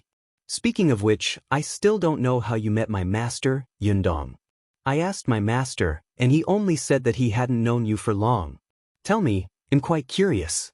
I've been married to my master for several years, but this is the first time I've seen him so protective of a little girl. The corners of Gu Yundong's mouth twitched. Very good. This was a very interesting question. How did they meet?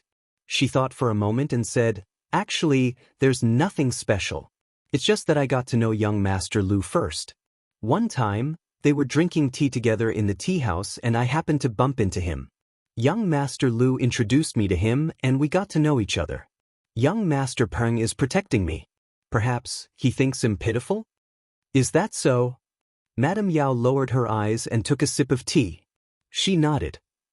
Our master is indeed quite close to young Master Lu, but it's rare to drink tea in a tea house. Didn't they always meet in a brothel? Gu Yundong glanced at her slightly tightened fingers from the corner of her eye and sighed secretly. If you don't believe me, don't ask me. She didn't know what Peng Zhongfei said to her, but it seemed that no matter how she responded, it would make her unhappy. Madame Yao said a few more words to her before saying, Yundong, take a seat first. I'm going to change. I'll be back in a while. When the time comes, we'll go to the plum garden to see the plum blossoms. Okay. Gu Yundong watched her leave with a smile. Madame Yao went out, and Nanny Chen followed behind. As soon as the two of them left the Rui garden, Madame Yao's expression changed. She's just a country girl. She's quite pretentious. She even stammered when I asked her questions. It's obvious that she has something on her mind. Madame Yao stood outside the courtyard and glared inside. Chapter 220, Gu Xian'er's plan. Nanny Chen quickly comforted her. Young madam, don't lower yourself to her level. She's unruly and doesn't know anything. I think she's very smug. I said that master was protecting her, and she shamelessly admitted it. Pitiful? Concubine Xia also said that she was pitiful back then, but in the end she was brought into the residence by young master. Is she hinting to me that she will enter the residence one day? Nanny Chen nodded repeatedly and echoed. Her thoughts were seen through by young madam at a glance. Madame Yao was furious. In the past, there was a concubine Xia who would beat around the bush and refuse to speak honestly. In the end, she turned around and complained to her master. This Gu Yundong was the same as concubine Xia. They were not good people. I asked her how she got to know master. She even deliberately mentioned young Master Lu to suppress me. She's very smug about knowing young Master Lu. The more Madame Yao spoke, the angrier she became. She took 2 deep breaths before calming down. Nanny Chen did not dare to speak. Madame Yao slowly calmed down and asked softly, Young madam, what should we do next? Then where is Gu Xian'er? Over by the plum gardens. Madame Yao narrowed her eyes slightly. Have you found out what Gu Xian'er wants to do? At the mention of this, Nanny Chen could not help but sneer. She's stupid and poisonous. She found the scar-faced servant in the residence who poured the night utensils and wanted that servant to break that Gu girl's body and make the two of them a couple. Nanny Chen had been keeping an eye on Gu Xian'er for the past few days because she wanted to know her plan. She didn't expect that after thinking about it, the girl would come up with such a bad idea. She didn't even think about it. If young master really valued the Gu girl, he would definitely investigate what happened in the residence. The first person to be punished would be Gu Xian'er. Those who came from the countryside were from the countryside. Even after staying in the residence for a few months, they were still like this. Except, young madam, will this matter implicate you? Madame Yao said nonchalantly, I only invited Gu Yundong over as a guest. It was the 2 sisters who had a conflict. The one who committed the crime will be Gu Xian'er. What has it got to do with me? At most, I'll be reprimanded by master. Would he punish me for a broken girl? With that, Madame Yao returned to the Rui garden. When she saw Gu Yundong sitting there quietly, she immediately smiled. Sister Yundong, you've waited for a long time. Let's go. The plum garden is over there and not far away. It's a good season for plum blossoms to bloom. The scenery is extremely beautiful. Gu Yundong followed her to the plum garden and indeed saw Gu Xian'er there. Seeing this, Madame Yao smiled and said, I heard that the two of you are cousins. You've been separated for so long, so you must have a lot to talk about. Why don't you take a walk in the plum garden? I won't disturb you anymore. I'll go over there and pick a few plum blossoms. Gu Xian'er was about to agree, but Gu Yundong shook her head and said, no need. Sister Yao probably doesn't know. Although she and I are cousins, our relationship has never been good, so there's nothing much to say. I'll go pick plum blossoms with Sister Yao. I wonder if it's convenient for me to bring a few back. Gu Xian'er, Madame Yao was speechless. Nanny Qian was also speechless. However, Gu Yundong was the first to walk into the garden. She looked slightly happy. Why do I have to listen to you? Do I have to jump down obediently even though I know it's a trap? Madame Yao frowned deeply. If Gu Yundong was not alone with Gu Xian'er, how could they fight? Gu Xian'er was furious. She had already made arrangements. Why couldn't Gu Yundong be more obedient? Chapter 221. Peng Zhong is here. The four of them had different thoughts and could only walk into the plum garden together. Gu Yundong quite liked this place. The Peng family was indeed rich and imposing. They had actually opened up such a large plum garden. In the future, when she had money, she would also get a plum garden or peach blossom forest. It would definitely be very comfortable. Madame Yao was not in the mood to admire the flowers behind her. From the corner of her eye, she saw Gu Xian'er, who was far behind. She could not help but feel angry. What a useless thing. As she was thinking, she suddenly saw her maid, Zhenzhu, rush over from behind. She did not look too good. Madame Yao stopped in her tracks. Zhenzhu whispered into her ear, Young madam, young master heard that Miss Gu was here and insisted on coming over. We couldn't stop him. Madame Yao's expression suddenly turned ugly. Didn't you say that he left early in the morning? He just came back. Zhenzhu lowered her voice. When Miss Gu came over, she happened to be seen by a servant in young master's courtyard. Young master immediately knew when he returned. He didn't even return to the courtyard and came straight here. Madame Yao glanced at Gu Yundong with a dark expression. Master indeed treated her differently. She secretly took a deep breath, squeezed out a smile and said to Gu Yundong, Sister Yundong, master is here. I'll go and say a few words. I'll be back soon. Peng Zhongfei is here? Before Gu Yundong could reply, Madame Yao had already left in a hurry. After a while, the sound of voices could be heard. It was not far away, and one could vaguely hear Peng Zhongfei's raised pitch. Why did it sound like they were about to quarrel? Gu Yundong thought about it and did not go over. She waited quietly for a moment. On the other side, Madame Yao almost quarreled with Peng Zhongfei. As soon as she left the plum garden, she saw her master standing in the pavilion and looking over. She tried her best to suppress the anger in her heart and squeezed out a smile to welcome him. When Peng Zhongfei saw that she was alone, he frowned and asked, Where's the Gu girl? Didn't they say she was here? Madame Yao closed her eyes slightly and reminded herself that her master had always been like this. She was already used to it. Master, don't scare my esteemed guest. Look at how travel-worn you are. You should go back and tidy up first. Sister Yundong will be having lunch here. If you have anything to say it later. Peng Zhongfei did not want to wait. He happened to have something urgent to talk to Gu Yundong at the moment and did not have the patience to return to his courtyard.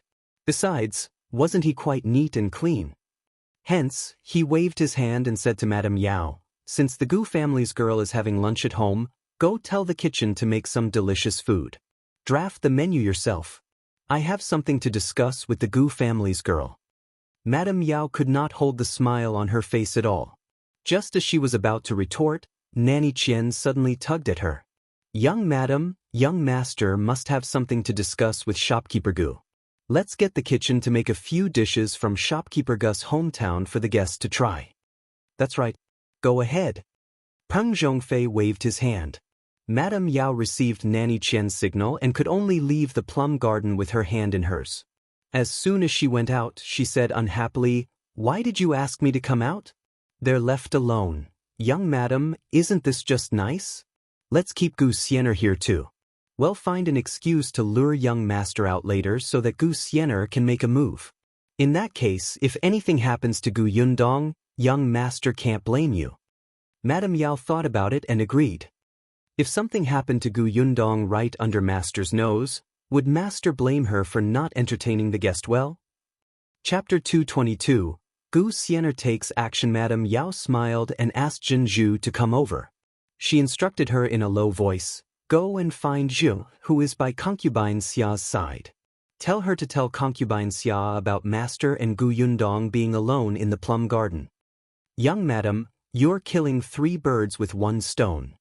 Nanny Qian smiled until the wrinkles on her face moved. Madame Yao took a handkerchief and laughed softly. "Let's go to the kitchen and prepare a feast to entertain the esteemed guest according to master's instructions." Yes. The master and servant walked further and further away. As for Gu Yundong, she walked out of the forest just as Madame Yao and Peng Zhongfei's conversation ended. Unfortunately, she was still a step too late. There was no sign of Madame Yao outside. There was only Peng Zhongfei, whose eyes lit up when he saw her. Gu Yundong secretly held his forehead. "Where's your wife?" "Oh, I sent her to the kitchen to arrange the dishes. I have something to discuss with you. She's a hindrance." Gu Yundong was speechless. Damn, this person's eek must be negative. No wonder Madame Yao looked at him as if he was an enemy. It was simply because this person had it coming. He was shameless, but she still wanted her reputation. It was one thing to have a scandal with others, but with Peng Zhongfei? No, she didn't want to. He had no looks and no character. Gu Yundong turned around and left, completely ignoring him. However, Peng Zhongfei really had something on and followed behind her. "Don't leave. I want to talk to you about the workshop." Gu Yundong stopped in her tracks. Forget it. If she wanted to go out directly, she did not know which way to go. There were people coming and going outside the plum garden. There would be more rumors when they saw them. Madame Yao had already let them be alone. They had probably already decided in their hearts. She simply walked to the pavilion and sat down. Peng Zhongfei immediately sat opposite her. "I didn't have a chance to talk properly in your shop last time. There's a question I've been wanting to ask for a long time. When did you become so familiar with Lu Wei? Didn't you just meet for the first time in my residence last time?" Gu Yundong suddenly sat up straight. Was he suspecting what had happened last time? She looked up at Peng Zhongfei and met his sincere gaze. Then she confirmed that he was just really curious. Gu Yundong coughed lightly and said, "Didn't Lu Wei find someone to bring him into the mountains to hunt some time ago? The person he found happened to be my neighbor. After a while, we became familiar with each other." Peng Zhongfei nodded.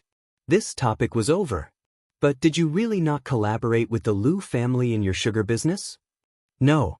Peng Zhongfei leaned forward. "Then how about we cooperate?"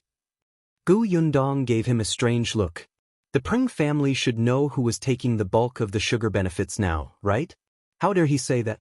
However, Peng Zhongfei was different from what she thought. "I heard that your workshop hasn't been built yet?"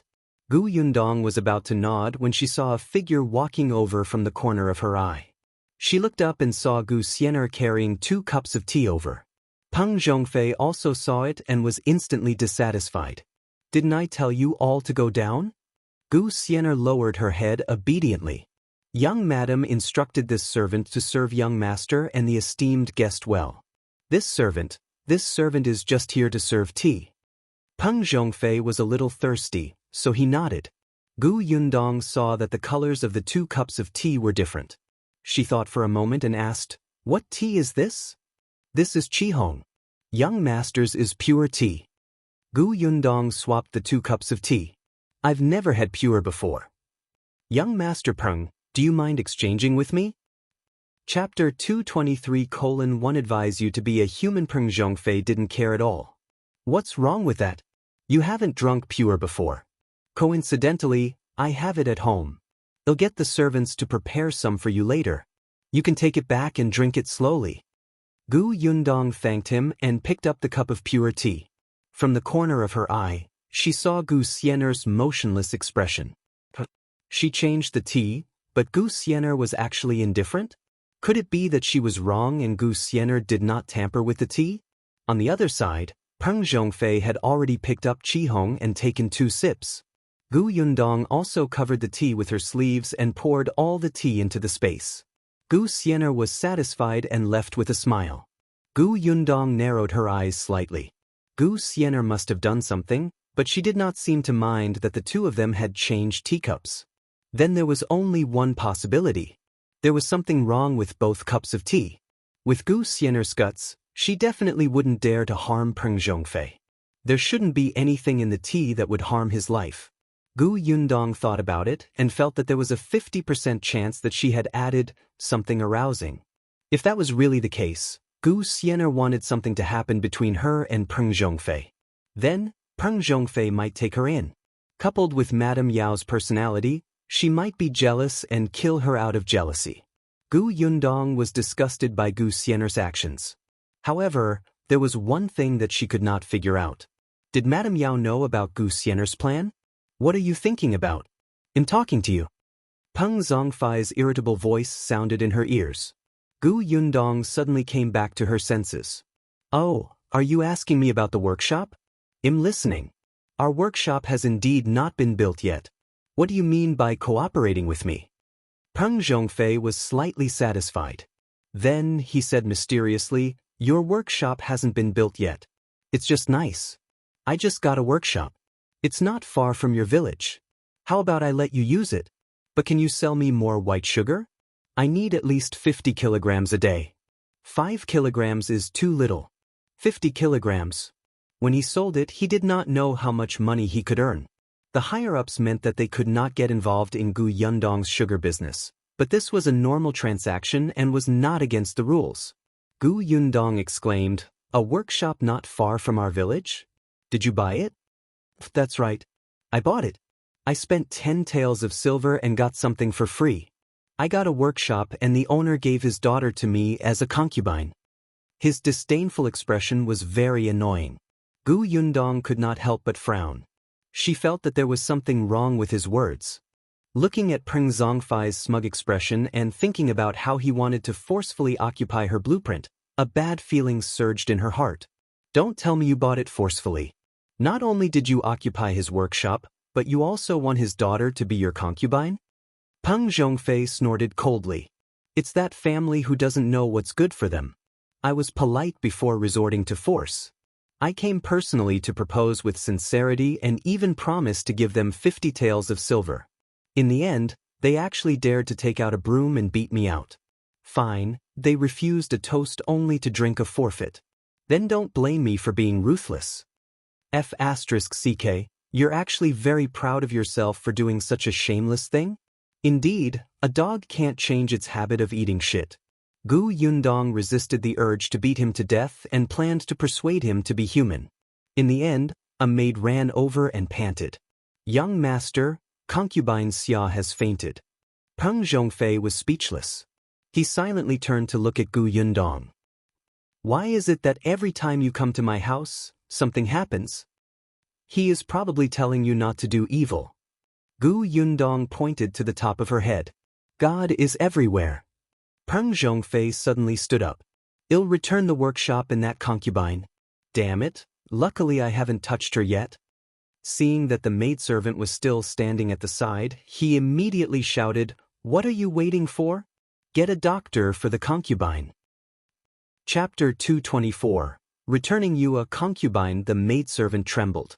She was a little afraid of Peng Zhongfei and quickly ran away. Peng Zhongfei took a deep breath and almost fell down the stairs. He thought that his guilty conscience had caused his limbs to go limp. However, after taking a few steps, even her eyes were a little blurry, and her breathing became hurried. When they reached the entrance of the plum garden, Gu Xian'er ran out of nowhere. Young master, are you all right? I'll help you back to your room to rest. Peng Zhongfei nodded randomly. He also realized that something was wrong with himself. However, he felt that this must be the old man in the sky punishing him. He was so afraid that he was about to die. He was about to lose his mind when he instructed his servant, "You, quickly let the woman I just brought back home. Return the workshop and give some silver to her." The servant held his other side and hurriedly nodded. "I understand. Master, you look sick. Shall I call the doctor?" Xian'er instantly became nervous. Just as she was about to find an excuse, Peng Zhongfei waved his hand. "No need. I'm fine. Hurry up and do what I instructed. I'll be fine after resting for a while." Deep down, he felt that as long as he made up for her, he would be fine. "Hurry up and go. I don't need your help." The servant could only let go and instruct Xian'er to take good care of the young master before running away in a hurry. Xian'er heaved a sigh of relief and quickly brought Peng Zhongfei to a house near the plum garden. After placing him on the bed, she hurriedly returned to the plum garden. Gu Yundong had actually seen the situation on Peng Zhongfei's side from afar. When she saw Xian'er return, her guess was 70 to 80% confirmed. She immediately leaned against the pillar at the side and panted, her fingers trembling slightly.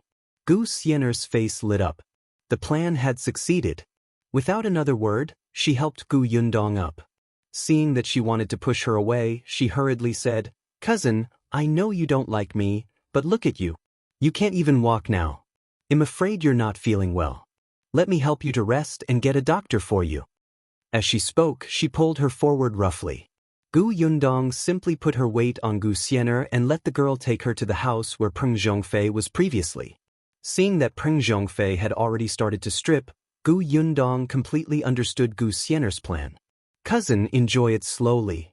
Xian'er finally smiled sinisterly and threw Gu Yundong onto the bed. However, just as she was about to turn around and leave, she suddenly felt a pain in her back shoulder. Then her body slowly fell back and she lost consciousness. Gu Yundong parted ways with her. She clapped her hands and tidied her clothes. Without even looking at Peng Zhongfei, who had already pounced on Xian'er, she strode out of the room. "Since it's enjoyment, I'll leave it to you. Didn't Peng Zhongfei lack a concubine? She had to return one to him. He should be grateful to her." She just didn't know how Xian'er would face Madame Yao's anger and Concubine Xia's methods after becoming the Peng family's concubine. Gu Yundong returned to the plum garden and started to pluck the branches excitedly. When she came out with a large bouquet of plum blossoms, Madame Yao still had not returned. She smiled.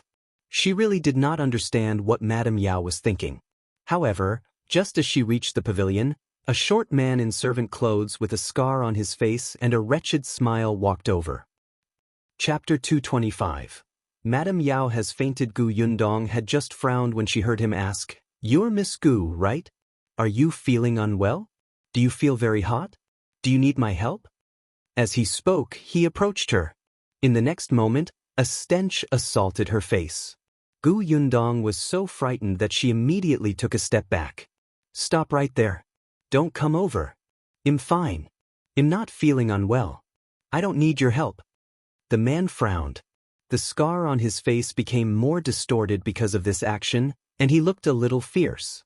Gu Yundong could not figure out where this person came from, but his question was very strange, as if he had guessed what would happen to her. Seeing that the man was coming forward again, Gu Yundong immediately walked out of the plum garden. The man immediately chased after her. Because of the smell on his body, Gu Yundong had no intention of fighting him. She broke into a run. Not far from the plum garden, she happened to see Madame Yao and her servant. However, the two of them were chatting and laughing. Instead of going to the plum garden, they went to the Rui garden. Gu Yundong sneered and rushed in front of Madame Yao. "Young madam, what do you mean? Is this how you entertain guests? It's fine if you left on your own, but your master has also left. I can't even find him in the plum garden. I even met such a strange person. It's fine if he stinks, but his brain isn't clear and his words are incoherent. Young madam, even if you don't like me, you don't have to disgust me like this. Since I'm not welcome here, I'll go back now. I didn't even want to come." Madame Yao was shocked by the person who rushed in front of her. Before she could see clearly, She was shocked by her crackling sound and took a step back. When she finally understood what Gu Yundong meant, Gu Yundong had already flicked her sleeves and left. Madame Yao blinked and looked at her departing back. Then, she looked at the servant with a scar on his face. At this moment, this person had already slipped away. Madame Yao suddenly came back to her senses and quickly pointed at Nanny Qian. "Quick, get her back. I'll chase her now." Nanny Qian was also a little confused and chased after Gu Yundong. Madame Yao paced around for a while before she looked puzzled. What's going on? Didn't Gu Xian'er have a plan? Why did Gu Yundong run out? Can't that servant even stop a person? Nanny Qian returned very quickly.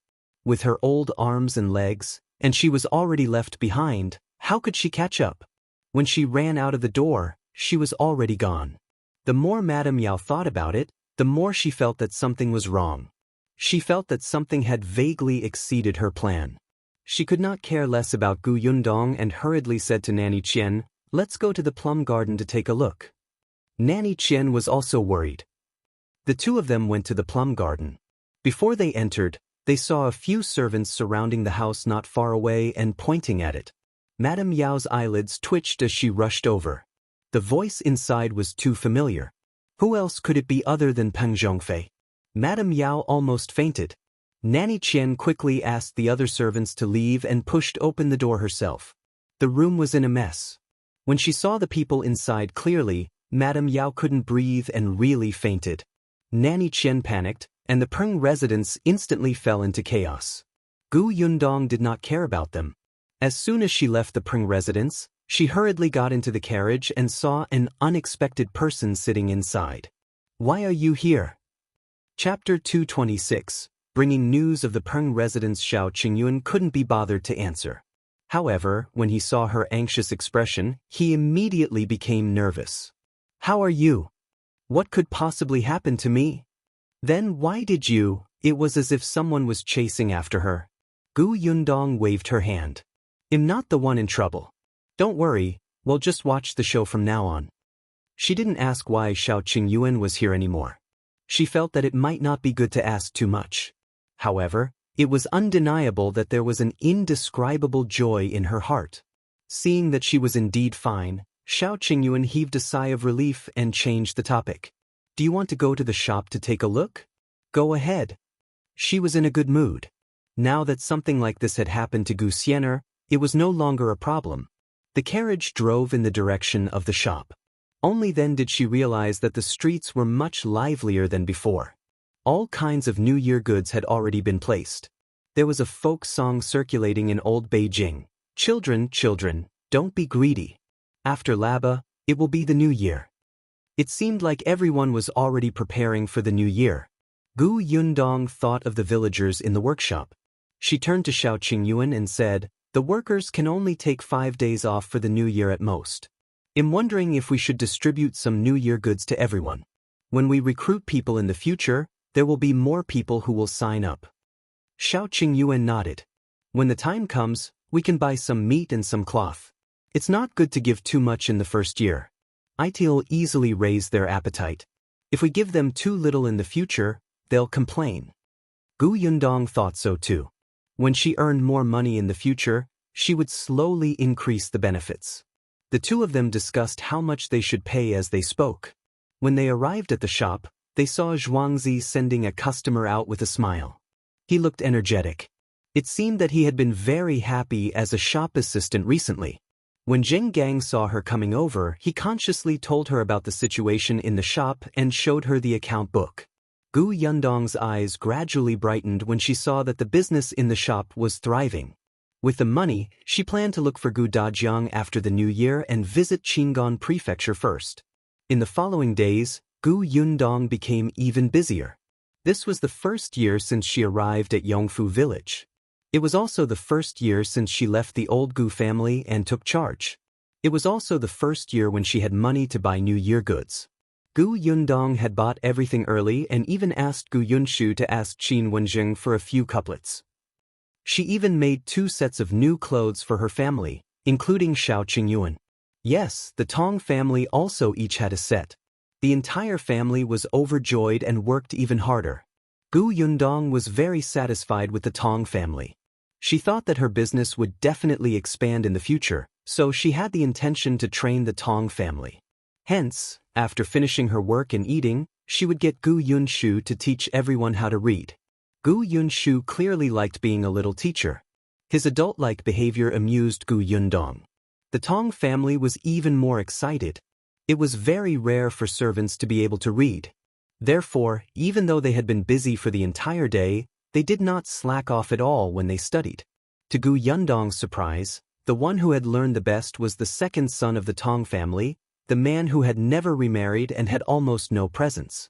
She did not go to the Peng residence again, but she had agreed to watch the show. Naturally, she asked someone to pay attention to the commotion there. The best candidate was Lu Wei. After all, he was also a gossip.